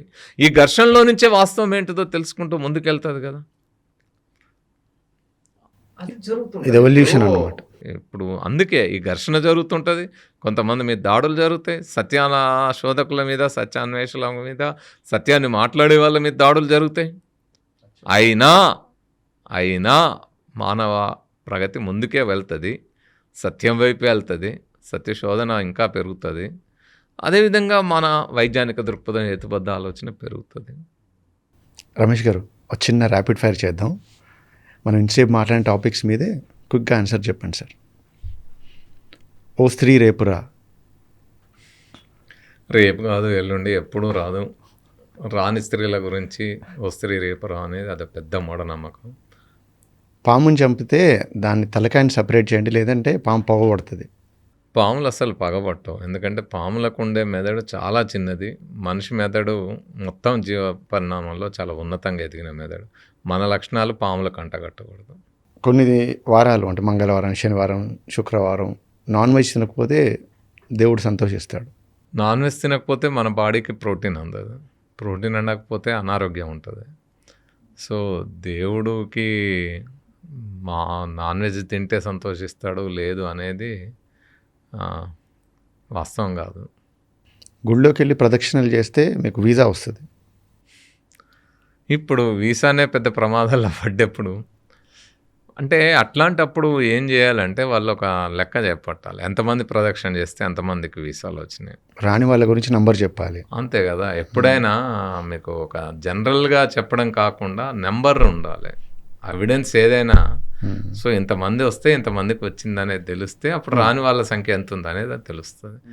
ఇప్పుడు 1000 మంది పోతే 10 మందికి తగిలితే 10 మంది 200 మంది చెప్పుకొని ప్రచారం చేసుకుంటే దానివల్ల ఉపయోగం లేదు. అమావాస్య రోజు ప్రయాణం చేయకూడదు, లేదంటే ఏదైనా కొత్త పని మొదలు పెట్టకూడదు. అమావాస్య రోజే కాదు, ఏ రోజైనా ప్రయాణం చేయొచ్చు. ప్రయాణానికి మనకి ప్రయాణ సౌకర్యాలు అందుబాటులో ఉన్నాయా లేవా చూసుకోవాలి తప్ప ఆ రోజు చేయకూడదు ఈ రోజు చేయకూడదు అనేది ఏం లేదు. హుండీలో ఎంత డబ్బు వేస్తే దానికి 100 రెట్లు డబ్బు తిరిగిస్తాడు దేవుడు. ఇది ముఖ్యంగా క్రైస్తవుల్లో చర్చికి మీరు ఎంత డబ్బులు ఇస్తే అంత తిరిగి వస్తుంది అని ఉంటుంది. ఈ దశమ భాగాల పేరుతో జరిగే మోసం తప్ప డబ్బులు వేస్తే వచ్చేది అనేది ఎంత డబ్బులు వేసినా కోటీశ్వర్లు చాలా సంపాదిస్తారు. పేదలు మీరు ఎంత డబ్బు వేసినా పేదరికంలోనే ఉంటారు కదా. కానీ ఈ ప్రాక్టీస్ హుండీలో డబ్బులు వేయడం ఇతర మతాల్లో ఈ ప్రాక్టీస్ ఉంది కదా. ఎక్కడైనా ఏ మతంలో అయినా డబ్బులు వేస్తే రావడం అంటే మరి పేదరికం ఎందుకు పోదు. ఇప్పుడు కోట్లు సంపాదించిన వాళ్ళు ఎక్కడ ఇస్తున్నారు. జాతకాలు కలవకపోతే పెళ్లి చేసుకోకూడదు. జాతకాలు కలిసినా కలవకపోయినా పెళ్లి చేసుకోవచ్చు. కానీ నాకు తెలిసిందైతే బ్లడ్ టైప్లోనే RH నెగటివ్ అట్లాంటివి ఉన్నప్పుడు తప్ప మిగతా అప్పుడు పెళ్లి అంటే బ్లడ్ టెస్ట్ చేసుకోవాలి తప్ప జాతకాలు చూసుకోకూడదు. రెండోది జెనెటికల్గా కూడా కులాంతర అంటే ఒకే కులంలో పెళ్లిల వల్ల కూడా జెనెటికల్ డిసీజెస్ వస్తాయి మేనరికాలుగా. ఇన్బ్రీడింగ్. సో మేనరికాలు జరగకూడదు, ఒకే కులం స్వకులంలో వివాహాలు జరగకూడదు తప్ప బ్లడ్ గ్రూపులు టెస్ట్ చేసుకోవడం తప్ప ఈ అవసరం లేదు. జాతకాలు చూడాల్సిన అవసరం లేదు. సింపుల్ థింగ్ ఎవరు అడుగుతారు కదా. ఇప్పుడు జాతకాలు చూసి చేసిన పెళ్ళిలే కదా. శ్రీరాముడు సీతమ్మ వారిది కూడా జాతకాలు చూసి చేసిన పెళ్ళే కదా. అరణ్యవాసం తప్పలేదు కదా. జాతకాలు చూడకుండా పెళ్లి చేయరు కదా. కాబట్టి అవన్నీ ఆ కథలోనే అట్లా ఉంది కదా. మనం ఎందుకు కాదన్నా. మంగళవారం హెయిర్ కట్ చేయించుకోకూడదు. ఏ వారమైనా చేయించుకోవచ్చు. చేయించుకోకూడదు అనేది ఏమి పలానా వారం చేసుకోకూడదు ఏం జరుగుతుంది అనేది లేదు. ఈ వారాలు ఇవన్నీ కూడా మనుషులు ఏర్పాటు చేసుకున్నాయి. ఈరోజే మంగళవారం అని ఎట్లా మనం ఉన్న వారాలు డివైడ్ చేసుకుని ఒక్కో దానికి ఒక పేరు పెట్టుకున్నాం అంతే. దాంట్లో మంగళవారం అయితే ఏముంది, ఏ వారం అయితే ఏముంది. సాయంత్రం ఇల్లు ఊడకూడదు. ఊడవాలి కదా. ఊడిస్తేనే కదా డస్ట్ బయటకు వెళ్తుంది. అది ఉదయం అయినా సాయంత్రం అయినా ఊడవాల్సిందే. సాయంత్రం లైట్లు వేసి పెట్టుకొని మన మెయిన్ డోర్ ఓపెన్ చేసి పెట్టుకుంటే మనకి ఎంతో ధనం వస్తుంది. ధనమేమో కానీ దొంగలు అయితే ఇంటికి వస్తాయి.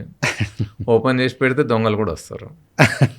కాబట్టి ఈ మనం చేయాల్సిన పని ఇల్లు రక్షణగా ఉంచుకోవాలంటే డోర్ పెట్టుకోవాల్సిందే.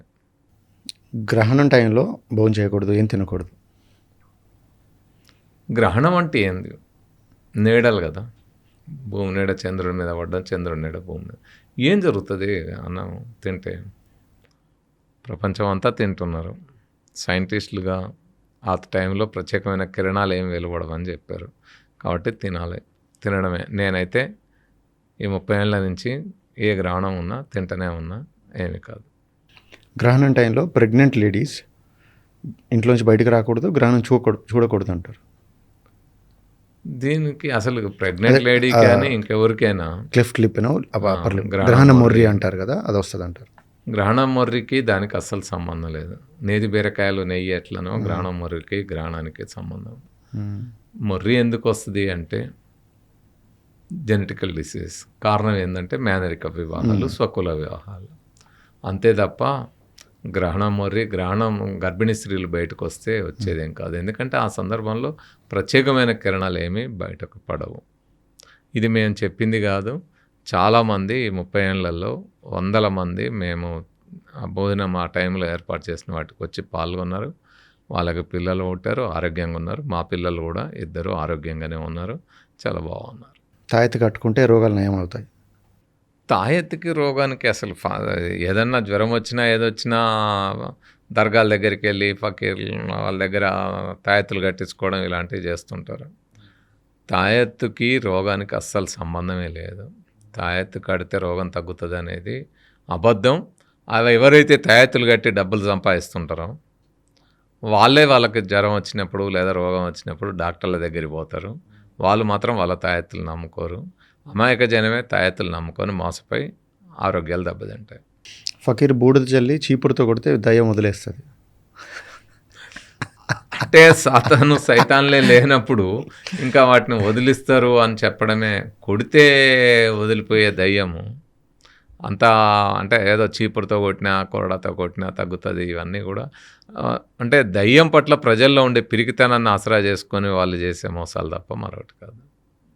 దిండు కింద మత గ్రంథాలు పెట్టుకొని పడుకుంటే పీడకలలు రావు. అసలు కళలు ఎందుకు వస్తాయో తెలుస్తే కదా. కళలు అనేది మన మెదళ్ళలో జరిగే రసాయన చర్యల వల్ల వస్తాయి. దానికి ఏ మత గ్రంథం అనేది మనం ప్రింట్ చేసింది మానవులు, మన ప్రింటింగ్ ప్రెస్లో ప్రింట్ చేసుకుందా, తల కింద పెట్టుకున్నా ఎక్కడ పెట్టుకున్నా దానికి కళలకు సంబంధం లేదు. హోలీ వాటర్ లేదా హోలీ వైన్ నోట్లో పోస్తే ఆత్మ పవిత్రం అవుతుంది అంటారో, లేదంటే రోగాలు తగ్గుతాయి అంటారు?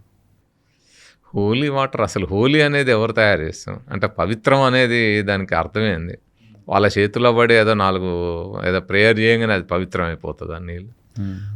ఒకటే ఏంటంటే మనం ఎప్పుడైనా సరే నీరు శుభ్రమైందా కలుషితమైందా అది తెలుసుకొని తాగాలి తప్ప ఈ హోలీ వాటర్ ఈ పేరుతో అది జరిగితే ఏదో పవిత్రం అవుతుంది లేకపోతే ఇంకోటి ఏదో అవుతుంది రోగాలు తగ్గుతాయి అనేది ట్రాష్, మోసం. స్పిరిట్ పొజిషన్, పవిత్రాత్మ మనిషిలో ప్రవేశించి మనిషి భాష మారుస్తుంది, మనిషిని గొప్పగా మాట్లాడేట్టు చేస్తుంది. అసలు ఆత్మే లేదన్నప్పుడు ఇంకా అందులో పవిత్రాత్మ ఏంది, రావడం ఏంటి, ఇలాంటివి వాళ్ళు ఏంటంటే వాళ్ళ మతాన్ని ప్రచారం చేసుకోవడానికి చెప్పే అంశాలు తప్ప ఏ ఆత్మ రాదు, ఎవరిది మారదు. కాకపోతే ఏంటంటే మనం హిస్టీరిక్గా మారిన వాళ్ళు రకరకాల పదాలు మాట్లాడతారు. ఆ మాట్లాడినది ఏదో భాష అనుకుంటారు. ఆ భాషకు అర్థం ఉండదు, ఏమి ఉండదు. వాళ్ళు మాట్లాడిన దాంట్లోంచి ఎవరు ఏమీ తీయలేరు. ఇదంతా మానసికంగా వచ్చే ఒక వ్యాధి తప్ప మరొకటి కాదు. నా ఉద్దేశం ఏంటంటే సార్, ఈ ఎపిసోడ్ చూసిన వాళ్ళకి మీరు అన్నట్టుగా సైంటిఫిక్ టెంపర్, వైజ్ఞానిక దృక్పథం పెరుగుతుందని ఆలోచిస్తున్నాను సార్. ఎవరిని కించపరచాలో, ఒక ఫలానా మతాన్ని టార్గెట్ చేయాలో అనే ఉద్దేశంతో మనం ఏం చేయలేదు. నాకు తెలిసి అది అట్లా కించపరిచే విధంగా మీరు మాట్లాడలేదు, నేను మాట్లాడలేదు. మన ఉద్దేశం ఒక్కటే, ప్రజలందరూ నిత్య నూతన వికసిత విజ్ఞానవంతులుగా ఎదగాలి, మేధస్సు వికసించాలి. మేధస్సు ఆదిమ మానవుల కాలంలో ఏదైతే ఆ తెలియనితనంలో ఏవైతే కొత్త కల్పనలు చేసుకున్నారో అక్కడే ఈ మెదడు స్తంభించిపోకూడదు, ఘనీభవించకూడదు. ఎపిసోడ్ చూసిన వాళ్ళకి ఈ ఎపిసోడ్ నచ్చుద్దని ఆశిస్తున్నాను sir. Thank you so much. Thank you.